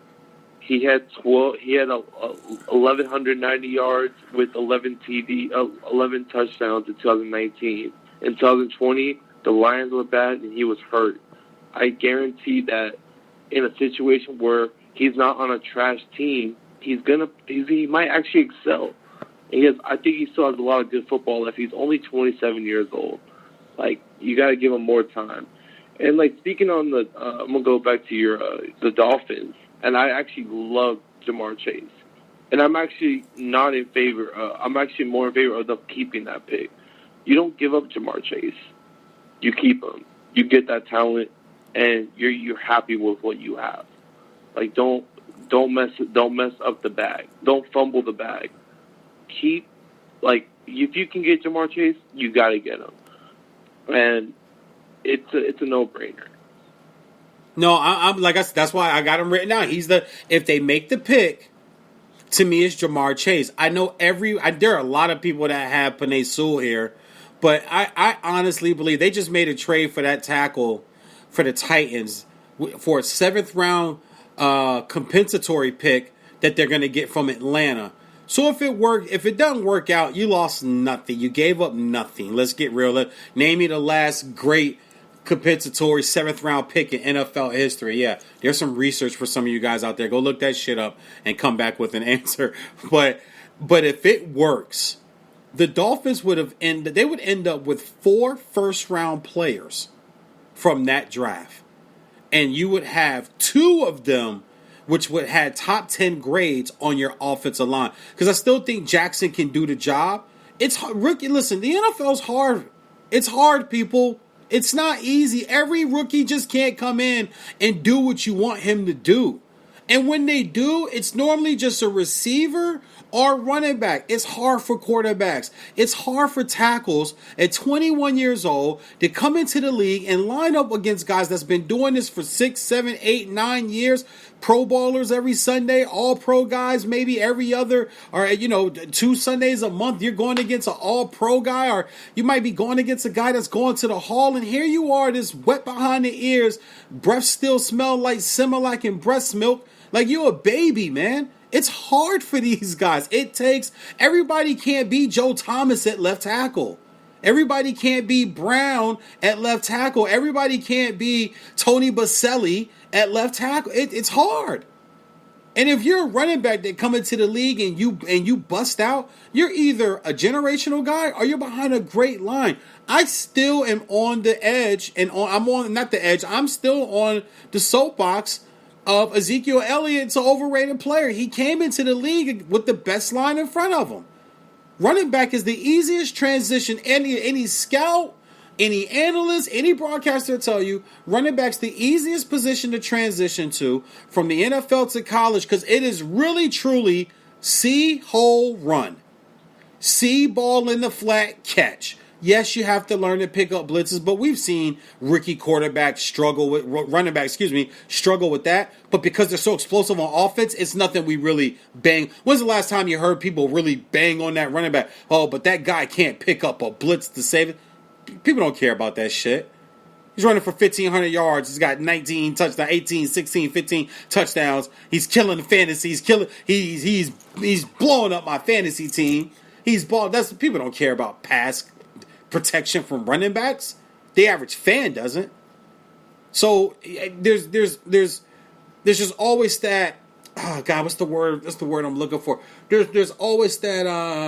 I can't even find a word for it. But there's always that player that could come into the league and be a star. And there's always the player that could come into the league. Jefferson, he is a good receiver from Minnesota, but at the end of the day, right? They have probably what we would think is the best back in the league, right?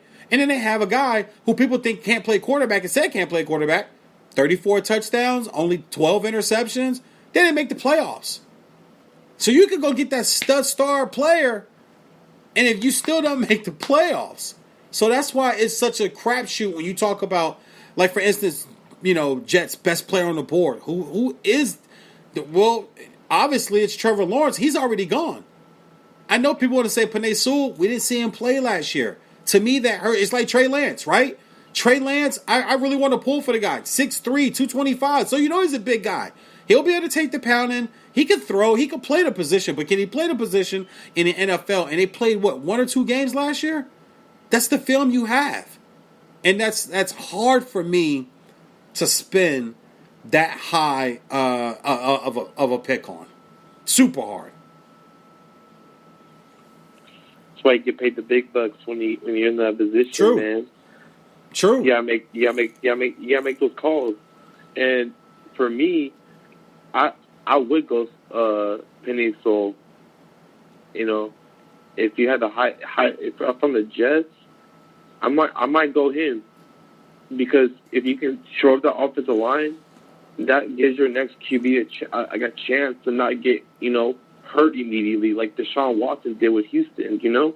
When you're forced to play with the bad offensive line, and then your head coach spends 2 first-round picks to give you help, and he ends up just destroying your cap situation. You lose out. He ends up trading DeAndre Hopkins, and it was all over him not having his offensive line ready. If he had his offensive line ready for Deshaun Watson, he doesn't go into that little tangent where he lost control of the Texans. He was doing a good job. If you actually look from the beginning of Houston, he was leading them into the right direction for the first time in their franchise history.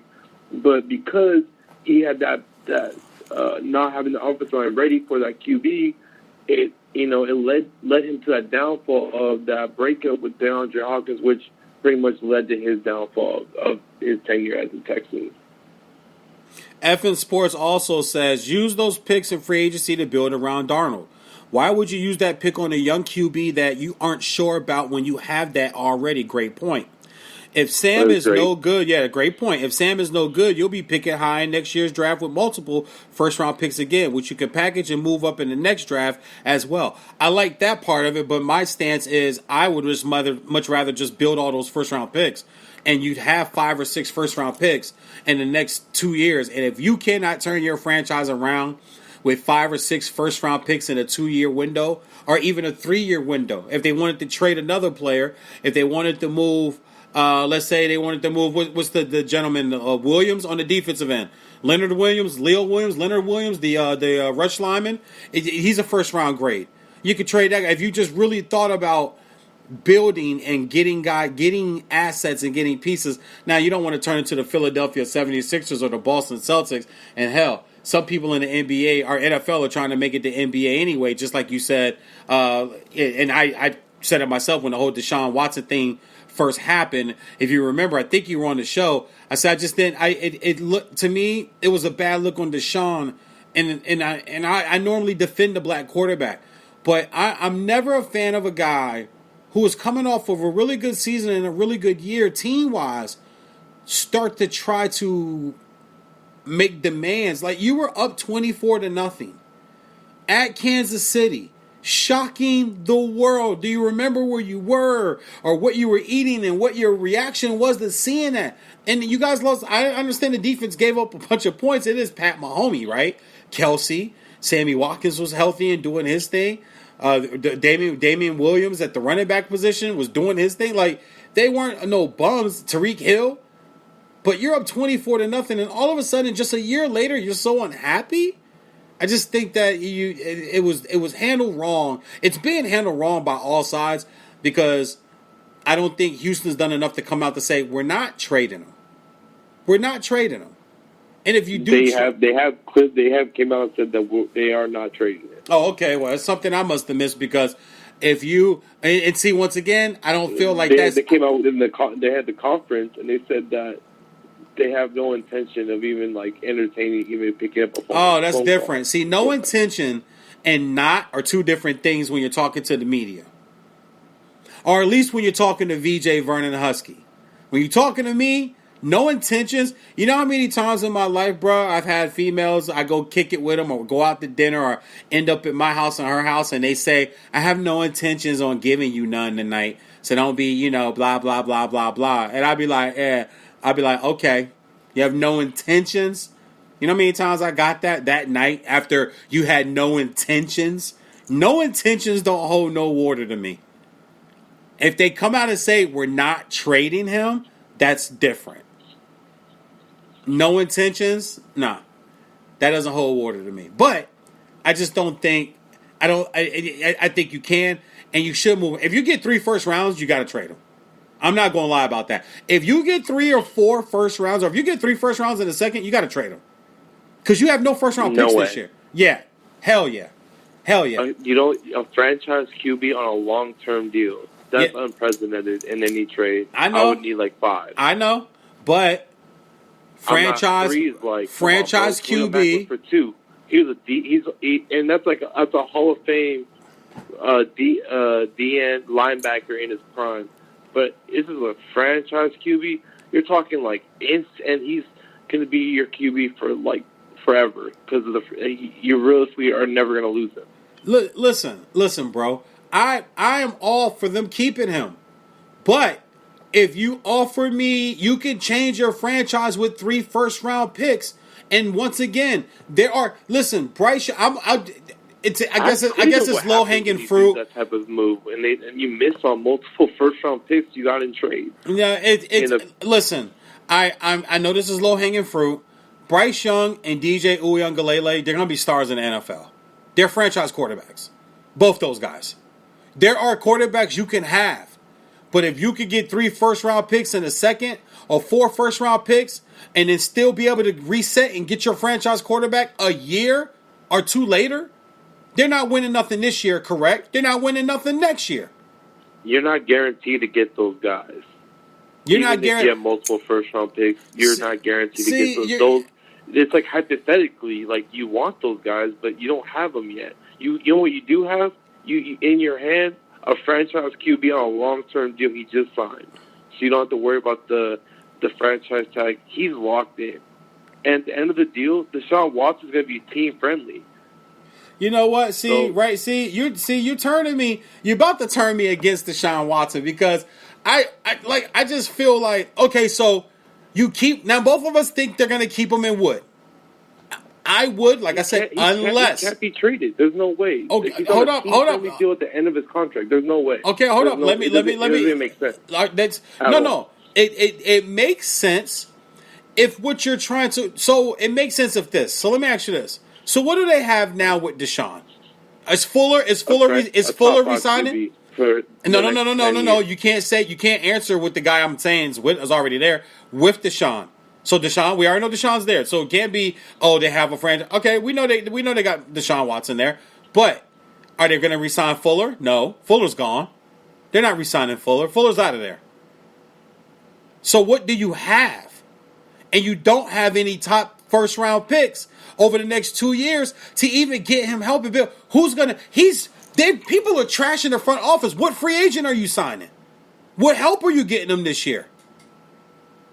You're not getting them anything. Nobody's going there. Tell me, Curtis Samuel going? No. Malik, I'm looking at the list right here. And I found some young guys, because the older guys I'm not even going to talk about, because especially for my Dolphins. We're the youngest team in the league. Trust me.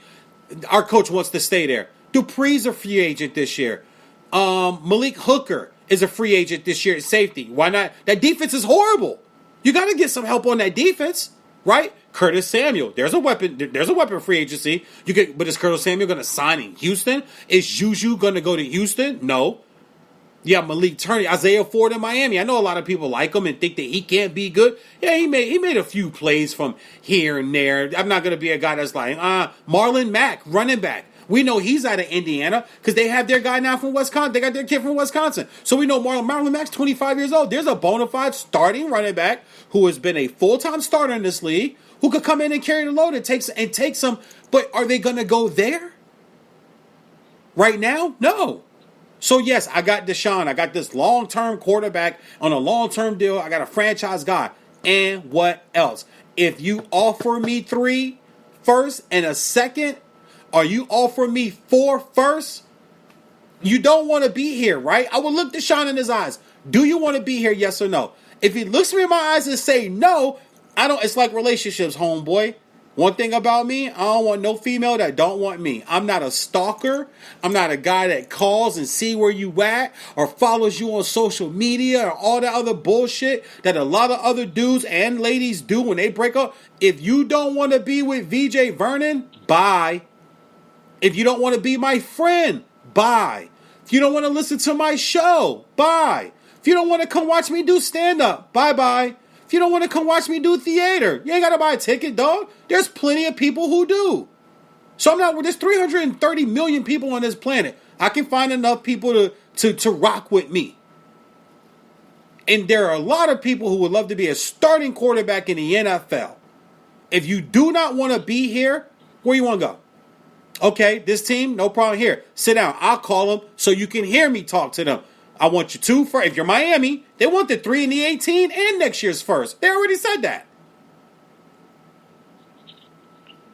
We haven't even Deshaun ended up taking the meeting with David Coley, and it was reported that he even let him know in that meeting that he has no intention of playing for the Texans next year. Then he's got to go. So you're in that that Khalil Mack Oakland situation, right? And everyone's like, why did the Raiders trade Khalil Mack? Well, now you're going to see what Houston and Deshaun are going to be. This is that next thing. It's that next big thing where what happened with Khalil Mack? I understand that. What happened with Khalil Mack? You can't. It's not a bye-bye. I'm gonna just get rid of you for a couple firsts, 3 firsts. Like, man, you need 3 firsts. You need 2 already stud defensive players. Like, I'm talking like you got to think like there's no way the team's going to give up that deal. And then get this, he can choose not to go to that team after they give those assets. That's why I said you ask him where he wants to go. He's boxed in, bro. Hold on, no. Listen. Listen. I've already said that though. I don't know if you're not hearing me. I already said that. You sit him down. You say, okay, you don't want to be here. No, where do you want to go? That'd be such a crass and such a brass ass GM. You know why Bill Belichick is so fucking successful? You know why? Because he doesn't do the bullshit. You know why Bill Parcells was so successful? He doesn't do the bullshit. Phil Jackson doesn't do the bullshit. Joe Torre doesn't do the bullshit. Popovich doesn't do the bullshit. La Russa doesn't do the bullshit. That's why they're so successful. They don't do that bullshit. You don't want to be here? Cool. Where you want to go? Okay, here, fine. Sit down. I'll call him in front of you. This is what we want. He wants to come play with you guys. And you guys have some assets we want. This is what we want. Let's see how much you're really valued in the league. We'll find out. You guys got Khalil Mack off cool. He went to Chicago, got for 2 first-round picks. What the fuck has he done for Chicago since he's been there? What playoffs have they been to? What division have they won? I was all on board for them moving. Because I think like a GM, if you do not want to be here, then where do you want to go? But we want 2 firsts for this guy. Or we want and you're taking over the majority of this contract. So you're going to be paying him now. It can be done, bro. Now, once again, for chump change or just because he don't want to be there, no, I wouldn't. But I know there's teams out there quietly right now that would give up 3 first-round draft picks for Deshaun Watson. If you can get 3 first-round draft picks, you make the deal. Why would you keep a guy who doesn't want to be there? And the best you can do is up 24-0. Your defense is putrid. J.J. Watt, there's a clip of them walking off the field in one of the games where Watt's looking at Deshaun and he says, I'm sorry we're wasting your great season. We're wasting your prime. That defense is horrible. You keep Deshaun. You don't have a first this year. You don't have a first next year. You're not a free agent. You're not a destination players want to come to. You are freaking stuck over the next year or two. And then he's really going to want to go. And then his value will drop because they know now they got to unload him. They have no choice. It'll work against Deshaun, 2 years older. He's a black quarterback. So they're going to find every reason why to not. Well, he's 2 years older. If they had to move him last year, just like Dak, right? If Jerry Jones' dumbass would have paid him 2 years ago, he'd have saved himself $50-60 million. But didn't want to pay him, wanted the bullshit. Dak bet on himself and held out. Your offense was 15.8 points worse and 226 or 27 yards per game worse. And Dak's just sitting there like, I'm still right here, coach. Oh, yeah, by the way, ankle's fine, rehab, ready to go. I'm ready to go. You got the money? You got the money? Okay, 40 mil. Oh, yeah, it was 40 mil 2 years ago. I'm not changing my mind. You got the 40 mil, right? All right, let's sign. Let's go. If you don't get the 3 ones, I agree with you, dude. You sit and you hold them. You don't have a choice at that point. But if somebody calls me and they're going to give me 3 first rounds and maybe a possible second for Deshaun Watson, who doesn't want to be there, who has played his last game as a Texan, who made a bunch of noise to let everybody know he was going to be at the Canelo fight at Hard Rock Stadium, which is home to who? The Miami Dolphins, one of the teams that's rumored to one. You got the Washington football team name being thrown out there. You don't think Ron Rivera will talk to Daniel Snyder and go, bro, look, let's give him we don't have a quarterback. We have Heineke. Alex Smith wanted out. Alex Smith asked to be released. The defense is straight. That defense is good. They need a quarterback in Washington. And like I said, that city loves, we talked about it with Jameis, that city loves a black quarterback. But you get a guy, like you said, franchise guy in a long-term deal. You get 3 first rounds, dog. You got to do that deal for a guy who don't want to be there. Yeah, if you're the other team, yeah. If you get 3 first rounds, then you just rob the Texans. So, yeah, of course, give up 3. Yeah, it's easy work, man. Like, if they took 3 first rounds, then I'd be at their front door being like, here it is. Which years do you want? Is this all we need? if you're the Jets, Do you want some steak too? Like, why don't we just rob you? if you're the Jets, do you make the do you trade robbery. number 2 for Deshaun Watson? If you're the Jets, What was that? if you're the Jets, do you trade the second overall pick and you're like the Jets have 2 firsts, right? So if you're the Jets, do you trade your 2 firsts this year for Deshaun Watson? Hypothetically, you give those 2 and another one for Deshaun. Well, they would have to. Yeah, of course. Well, there's the 3. So then why are you fighting me so hard? There's the 3. There's the 3 number ones I'm talking of. But you're speaking from the job. You're not. I'm speaking from like the Texans. I'm still not doing that. So if you're the Texans, here's what I would do. If I'm gonna trade, all right. If in the scenario where Deshaun Watson gets traded, I don't trade him until next offseason. I let him sit a year. That's what happens when you give leverage to the owners. So here's why. Oh, it's a chess move. I'm gonna say this is what if I'm a GM, it's how I'm gonna think. So you want a top player next year. Like the Texans need talent, bro. So in my head, I'm like, if Deshaun doesn't want to play, we're gonna lose. We're not winning the Super Bowl next year, no matter what. We don't have any chance. He's the only reason we have any hope.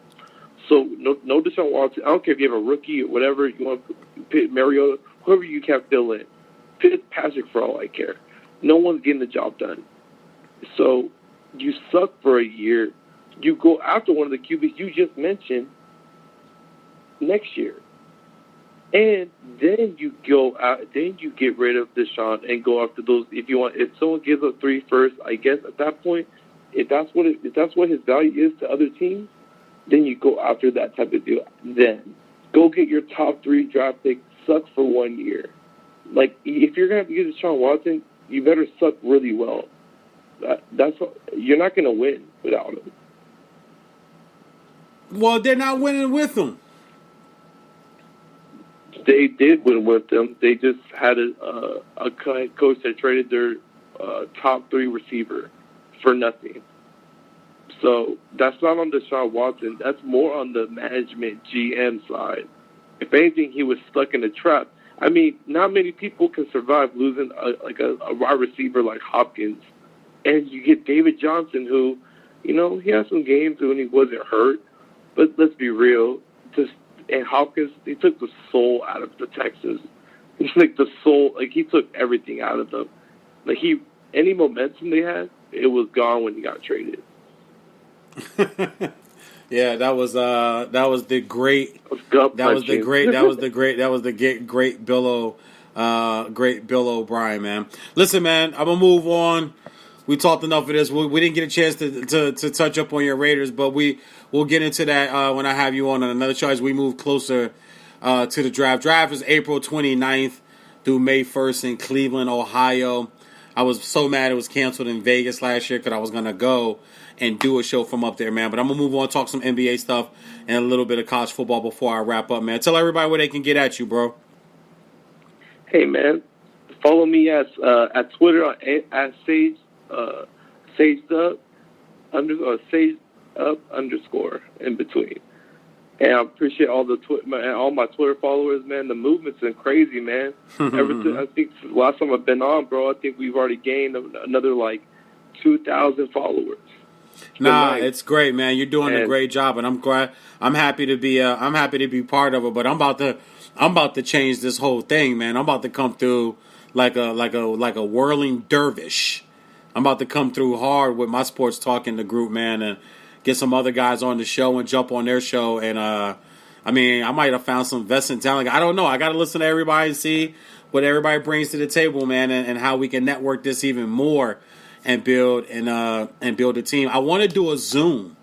So everybody can get in front of a camera, and I want to host a show. I'm going to ask everybody in the group, if I put together a Zoom in the next few weeks, how many guys would want to jump on and kind of do our own little around the horn type of show.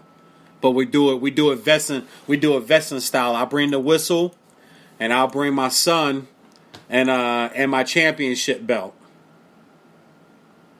Man, sounds amazing, man. I'm just happy to get you part of that group.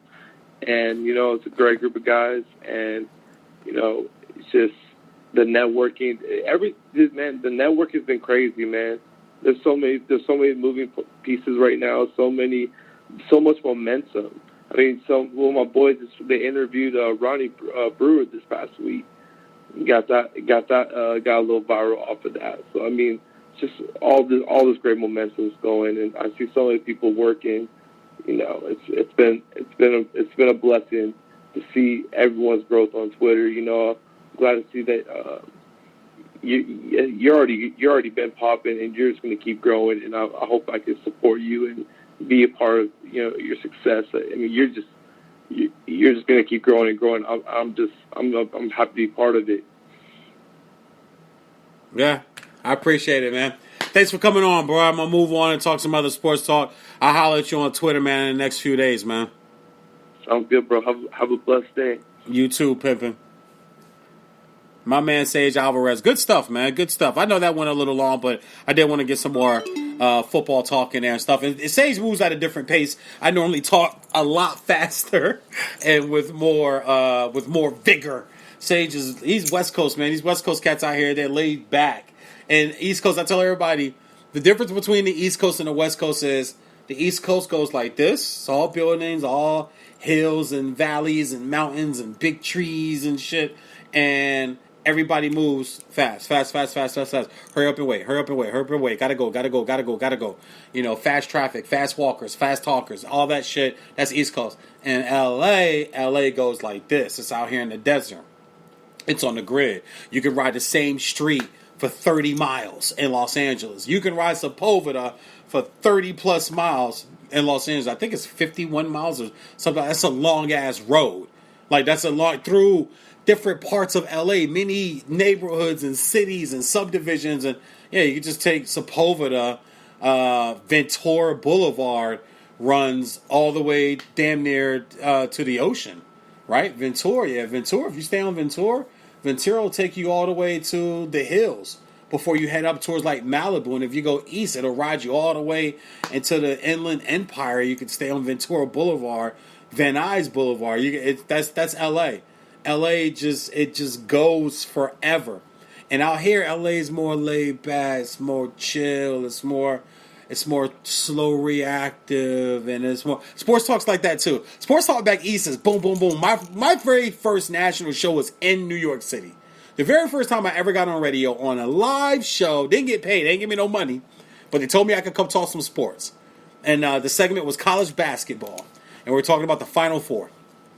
And the very first time I ever did live sports talk radio was in New York City on the Scott Farrell show. My homeboy Mike Hill got me on through Lou Pellegrino, who was with NBC Radio Sports. I'm not sure if he's still over with the Peacock, but that's where he was the last time we talked and communicate with each other. New Yorker, born and bred New Yorker. And Scott Farrell is from Pittsburgh, but he also did a lot of radio in Vegas, did radio in South Florida, and was in New York. Right now, I think he still is in New York or New Jersey.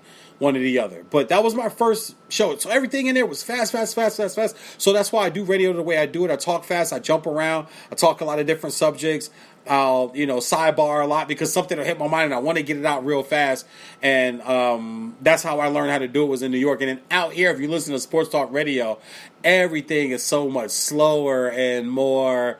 There's actually gaps between people talking, and they get excited. They have passion and everything, but it's just a different vibe. Sage is born and bred in LA, and you could tell when you listen to him talk. So just to recap really quick, some of the teams that I'm looking at in the draft, that I want to jump to some NBA stuff, my thoughts on the All-Star game, and then of course some of the moves that were made today.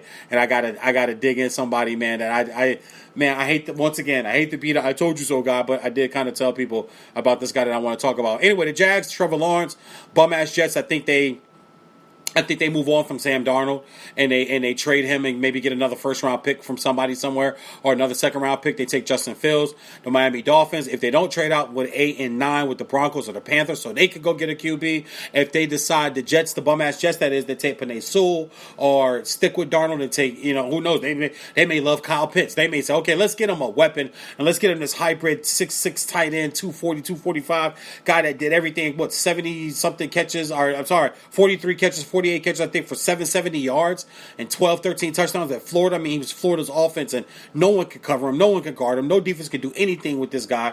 He was that type of monster. If you haven't seen his highlights, go look him up on YouTube. He just killed it and crushed it in college. The Jets could take that guy. You just heard Sage Alvarez say, if you're the Jets, you take the best guy. You take the best guy available.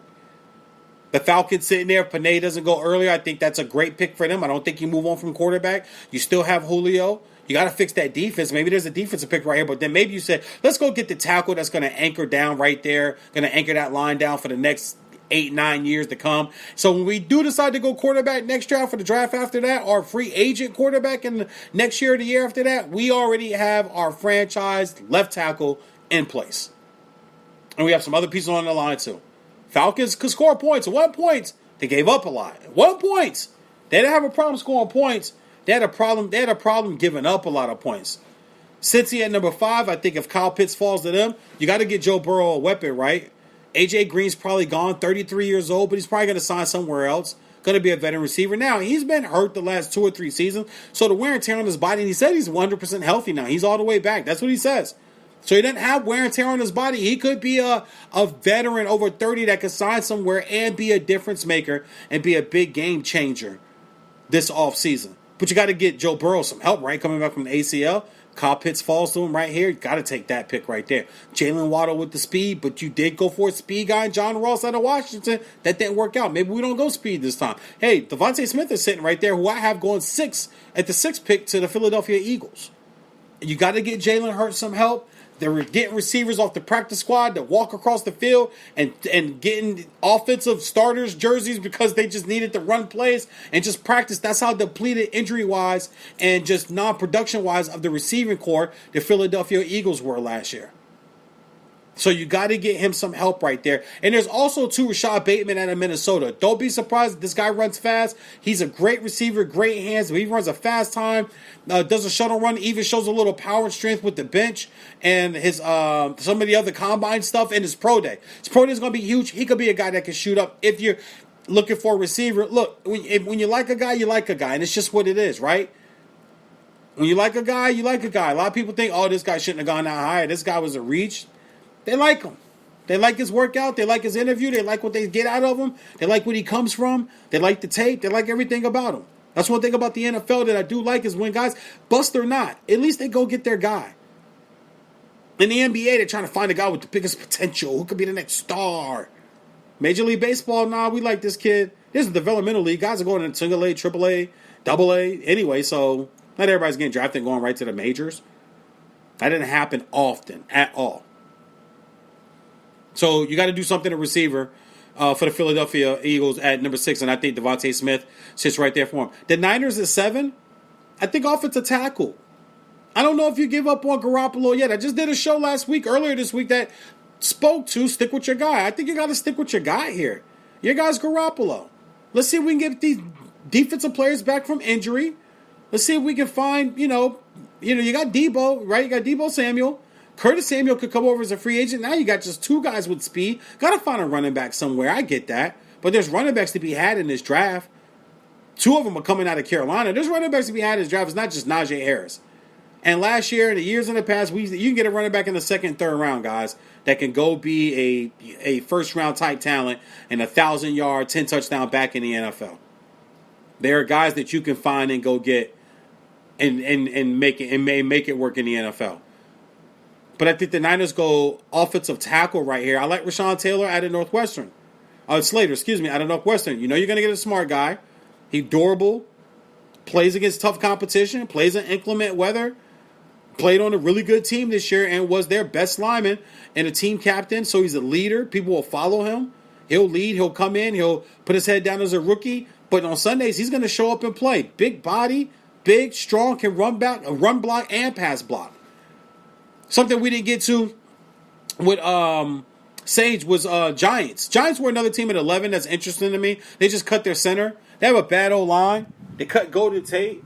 And you got Saquon coming back off of an injury. What are they going to do there with that pick? I think you got to go O-line here. I think you got to go O-line at 11 or they move up. I think Daniel Jones is their quarterback. Now, every draft there's a team that surprises everybody in the draft and goes and gets a quarterback.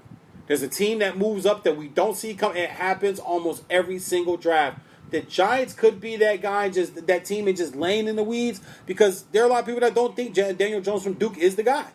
There are a lot of people that think that. Fans, analysts, that people would think he's not the guy. Giants may think so too. They may think he's not the guy.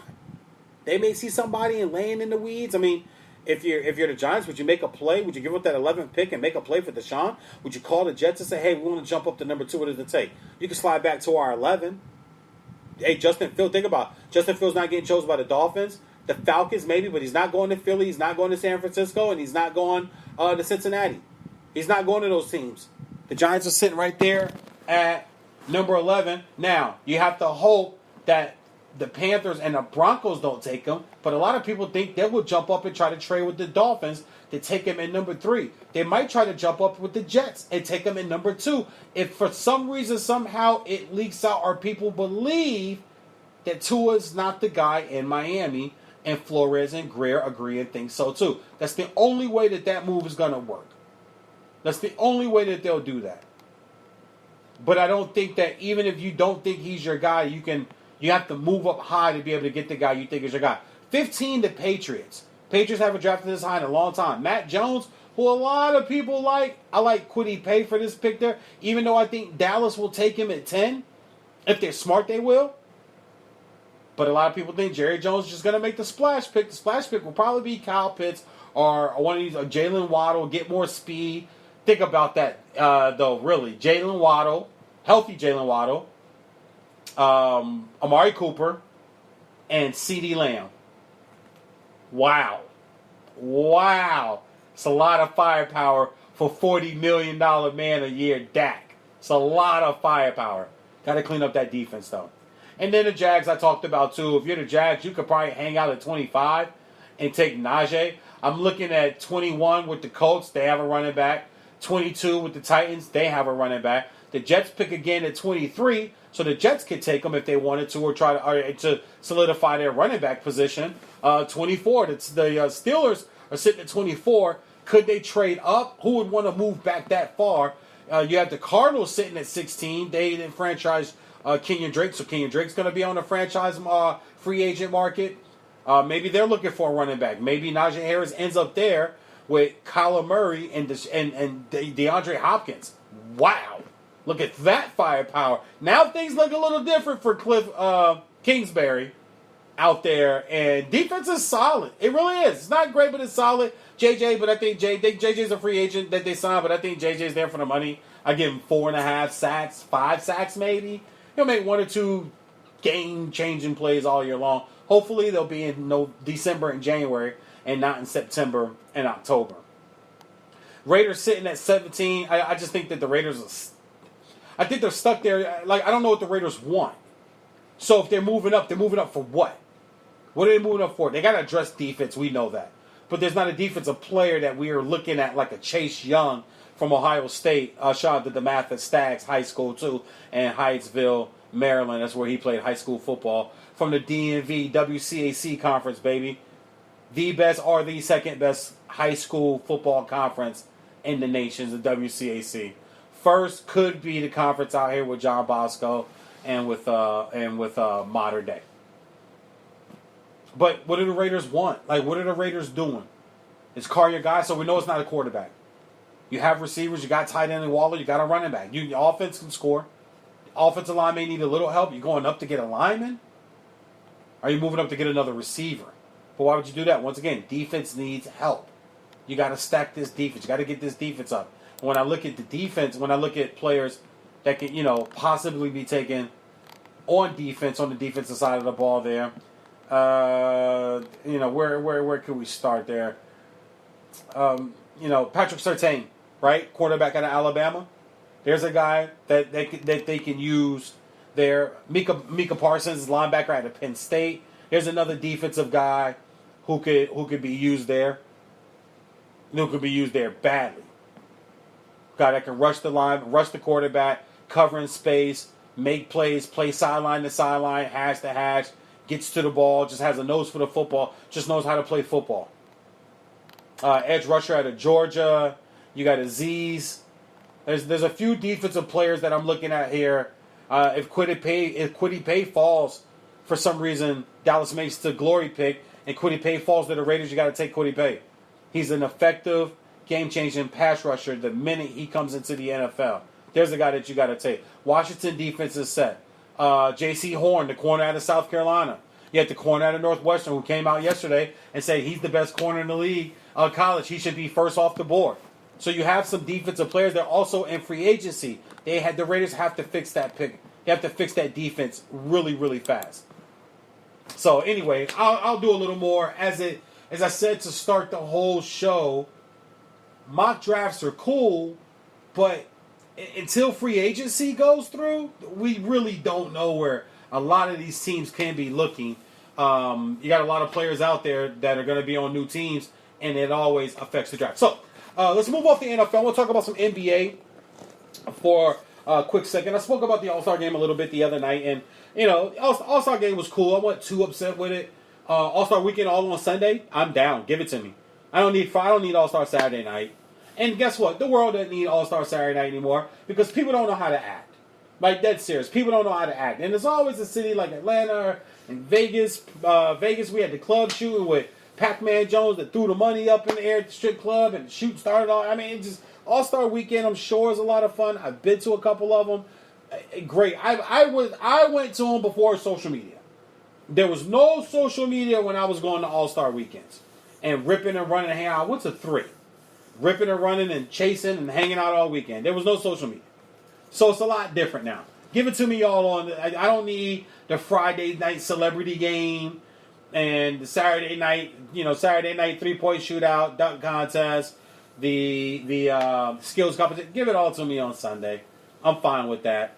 They're not going to play D, so I'm not going to be the old get off my lawn guy in the barbershop anymore. I've just come to the reality. They're not going to play defense. It is what it is. I get it. Whatever. I'm tired of wanting it and asking for it. I know I'm not going to get it. Second half of the season, though, some real interesting things, some real interesting records, just some stuff that I'll touch on.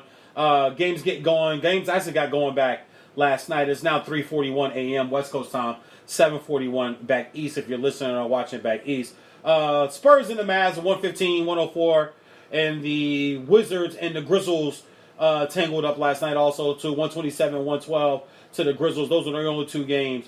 The games that are tonight, full slate. You got my beloved Pistons at the Charlotte Hornets. You got the Boston Celtics coming out of the All-Star break at 19-17. They will take on the Brooklyn Nets. We'll see if Durant is back or he's still resting. They're sitting at 24-13, second seed in the Eastern Conference. You have the underachieving Atlanta Hawks and the Toronto Raptors 17-19, 16-20, respectively. The T-Wolves, worst team in the league. How though? Karl Anthony Towns, I know he's been through a lot, but you still have D'Angelo, had the number 1 overall pick. That franchise, man, if you just look over the history of that franchise, they were only good. They were only good when they had Kevin Garnett. They were only good when they had Kevin Garnett. The history of this franchise is putrid. If I was Minnesota, I'd move the team. I wouldn't even play there no more. They're at the Pelicans, and I'll put money on the Pelicans. I don't care what the spread is. I'll check the spread. We'll go over those numbers here in a second. 15-21. I'm just trying to figure out how. I'm still trying to figure out how the Pelicans are that far under 500. Brandon Ingram, Zion, Lonzo, Hart, JJ. Like, how? Is it because Van Gundy's coaching them? The people have talked about Van Gundy before. Sixers, number 1 seed in the Eastern Conference at 24-12. Their 2 main stars couldn't play in the All-Star game because someone came into contact with a barber that had COVID or something crazy like that. They take on the Chicago Bulls at 16-18. I know Zach LaVine is having a dope season and scoring a lot of points, but once again, they're not winning. I'll take the Sixers in that game. Orlando on the road in Miami, Battle of Florida, 18-18, 13-23. I know there's some rumors out there about Vucevic being traded. He might as well trade. Vucevic's not winning your championship, guys. Vucevic is not a number 1. He's just the best player on a really shitty team. And that's why he's able to score so many points and put up so many numbers. That's the only reason why. You send him somewhere else that's already got a star, he becomes number 2 immediately. I'm not sure what the love affair about this guy is. Seriously. We've seen this before. It's like Devin Booker. Yeah, you can score and put up a lot of points because you're not playing with anybody. It's all you. Everything runs through you. You can score. I would love to see Devin Booker with another star player. Like, just let me see, do you know how to play off the ball? Do you know how to play without the ball? Can you affect the game in other ways other than putting up 40, 50 points? The Knickerbockers. Everybody's so happy for the Knickerbockers. The Knickerbockers are one team I always tell people the NBA is better when they're winning. Or when they're, got good record in the playoffs. There's nothing better than the White Towels in May in a playoff series or late April in the Oregon. Defense. Def. That's the best. And I know this defense a chance, but everybody knows that Madison Square Garden, Oregon. But defense. That's the, oh my God. That takes me back, man, when they were in the playoffs every year with Ewing and Riley as their coach. Even when Van Gundy was coaching them. They were in playoffs every year. And White Towers waving around in the Oregon and the defensive chant. They take on the Bucks. They're up at the Bucks. The Bucks are 22-14. Bucks kind of righting the ship a little bit, kind of figuring themselves out this season. Last season was such a disappointment. You have the two-time MVP. You're rolling. COVID hits. 4 months off. You get to the bubble. You're never the same team again. He twists his ankle bad. Season over. You have the Mavs coming off a win, back-to-back. Interesting game. You're at Oklahoma City. Not a great team, but you're at Oklahoma City 15-21. The Mavs have now won 5 in a row, starting to look like they're turning this around. Porzingis, who I think is still soft, and I think I will still explore trading Porzingis, are trying to really go after a big-time free agent. Texas has no state tax. Dallas is an outstanding city. They got bars, strip clubs, restaurants, big-ass mansion-style houses you can buy for $400,000 a year. $1 million, $2 million, $3 million gets you like something stupid in Texas. With the NBA money, them houses out there are crazy. Do y'all remember Steve Francis's house on Cribs when he played for Houston? Like, that shit was crazy. It's like Rick Ross's house in Atlanta. They shot Coming to America 2 there. But it is Georgia. It's cheap. You get that NBA money, you can build something stupid in Dallas. They got to try to figure that thing out and help out Porzingis. I mean, help out Luka Doncic. You got the Warriors at 19-18 at the Clippers tonight, 24-14. The Warriors, that's my guy, but the Warriors, they gave away 3 of their last 3 games going into the All-Star break. They can easily be a 21 or 22-14 team right now, but they really gave up some games down the clutch, and it shows that Steph's just kind of by himself with Draymond, who's playing outstanding as a utility player, as a Swiss Army knife guy, but he can't help on the scoreboard. I'm talking about where the points go, not the assists, not the rebounds. There's not a category for hard plays and smart plays, not a category, so we don't get to see it on the number. But in them points, Bill Russell said it, man. Sports will always be about, basketball, he said, will always be about getting buckets, scoring points. Always has been, is now, always will be. Who scored the most points? Got to have guys that can score points. And right now, Steph's the only one. And it's a shame because he's having an MVP type season, but we've never seen the MVP go to a middle of the road or 8th or 7th seed, which is ridiculous because people keep saying, no, it's the guy that's most valuable to that team. Could you imagine that team without Steph right now? Could you imagine? We saw that last year. They won like 15 games. So proof is in the pudding, and I ain't Bill Cosby. I don't eat no damn pudding. Clippers, where are they? Does this thing fail? Like, does this fail? You ain't got Kawhi. You ain't got PG. The LeBron fans are going to love if this doesn't work out because it kills the argument that Kawhi has ever been close to LeBron. It kills that argument. You'll never win that argument ever again that Kawhi was somehow ever as good as LeBron James. You'll never get that argument back again. So hopefully this thing isn't fake. It is real. And Tyronn Lue. Hey, bro, you got a championship? Yeah, but, we know what happened with the Warriors and the Cavs. And was it really you as the coach? We're going to find out. Phoenix Suns will take on Portland. Phoenix at 24-11. If they had to play the full season, I predicted that Phoenix will win 50 games. If this is a full season, I'm on pace. If this is a full season, I'm on pace for my prediction. I said they win 50 games this year. They're only playing 72 games, so that kind of makes me have to drop down So they'll win 40 games, and they're 24 wins. So they still need a significant amount of wins the rest of the way to get to their 40. So I say 43, 44, just to go up a little bit. I think that's a good basketball team, and I'm not a big Chris Paul guy, but Chris Paul shows up, your team is better. Chris Paul shows up, your team gets better. And you got the Houston Rockets, bottom dwellers. Hey, Houston. Houston is my watch what you wish for team. That's why they're the Houston watch what you wish for Rockets. That's what I'm going to call them for like the next 2 or 3 years. Because you didn't want Chris Paul anymore, right? Okay. You didn't want Clint Capella anymore, right? Okay. You didn't want Russell Westbrook anymore, right? And then you didn't want James Harden anymore, right? What's your record? Yeah, 11-23. Watch what you wish for. 11-23 with no sign. I know you have Oladipo. I think Oladipo's a really good player. He's not a championship franchise guy. I like John Wall a whole lot. I've always liked John Wall a whole lot. But he has been injured over the last 2 years. He's not a great shooter. I know he blazes up and down the court. I know he plays hard. I know he plays with a lot of passion. And that shit's not winning a championship out west.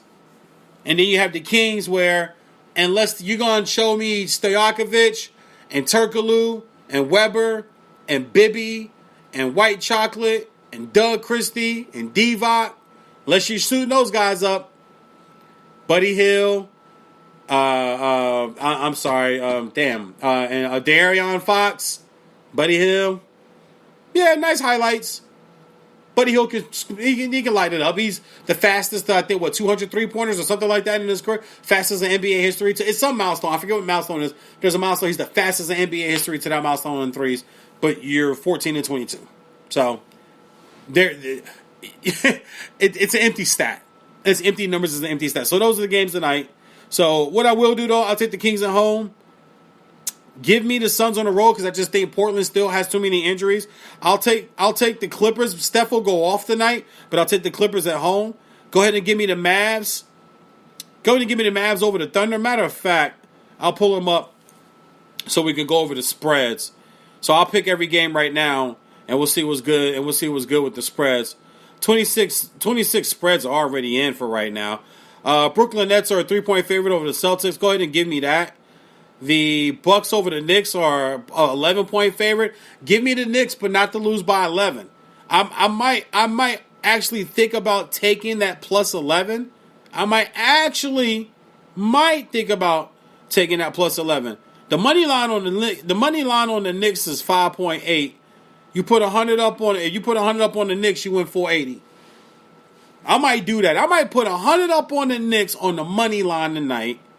Or 50. Let me see. If I put 50 up, it's 240. So you put 50 up on the Knicks on the money line on a 5.8, basically a plus 580.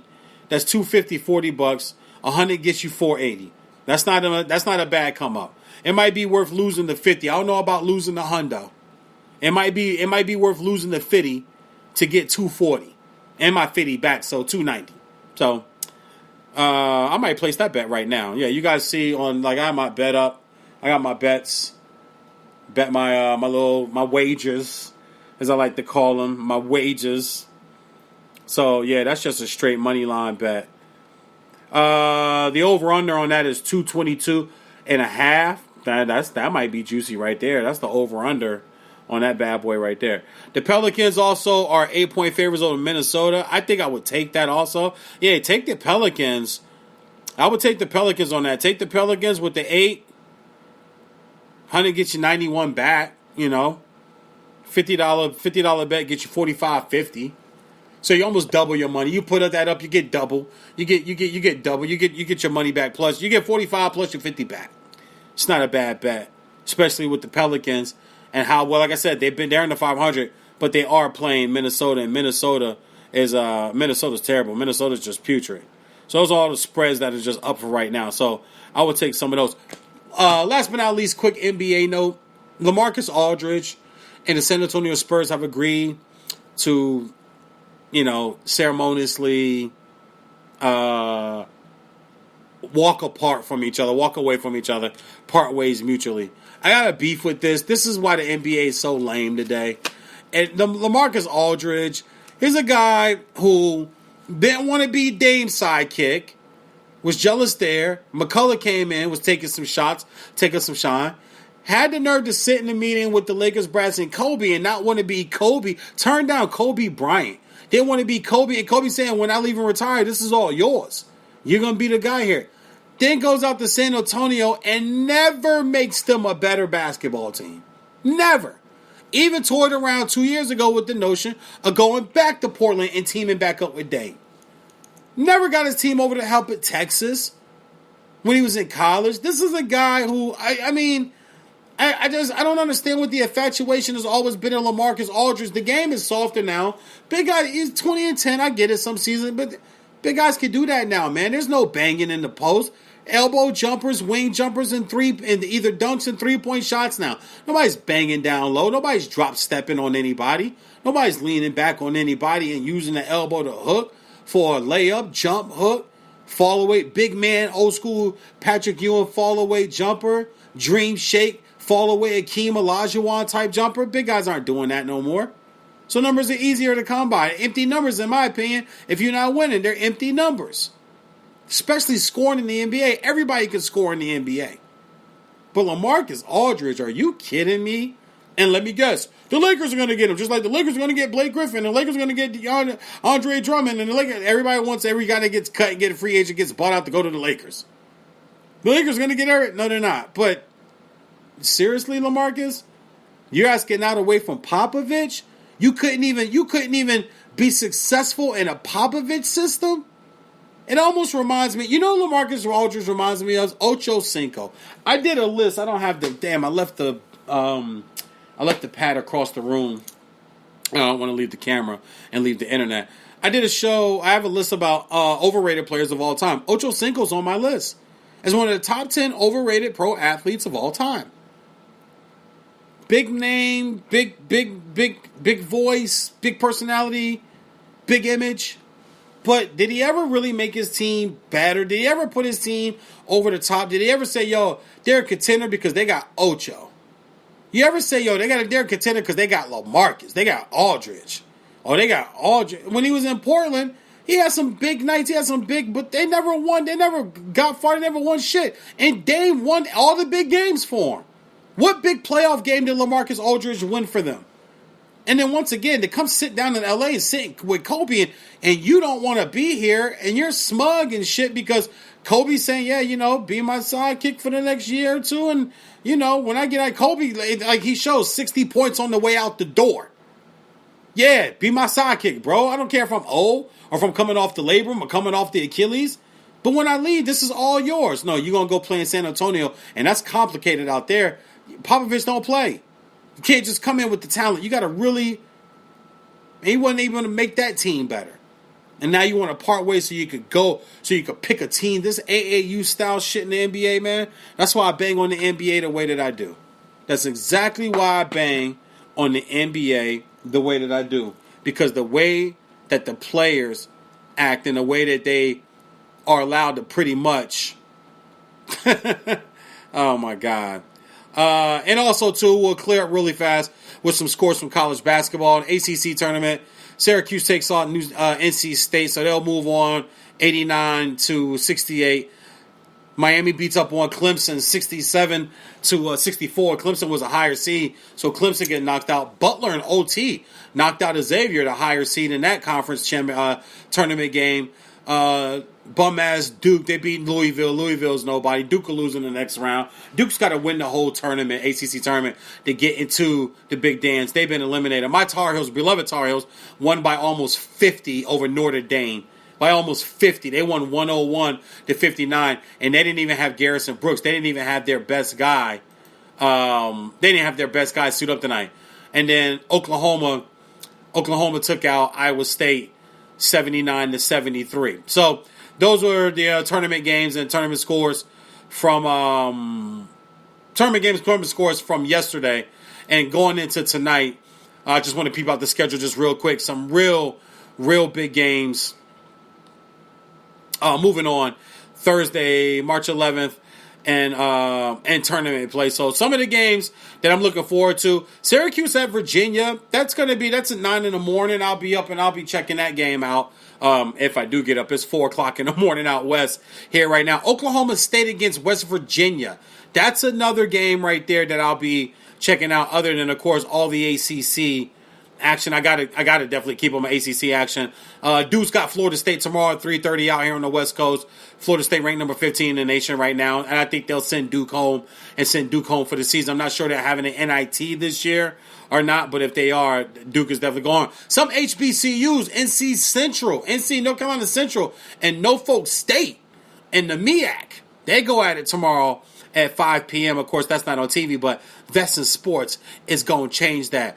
Virginia Tech takes on my North Carolina Tar Heels. I think Carolina could get that game. There will be fans at that game tomorrow. They got tickets as low as $106 in Greensboro for that game. That's 6 p.m. West Coast time on ESPN. I'll DVR that because I'll be on the plantation.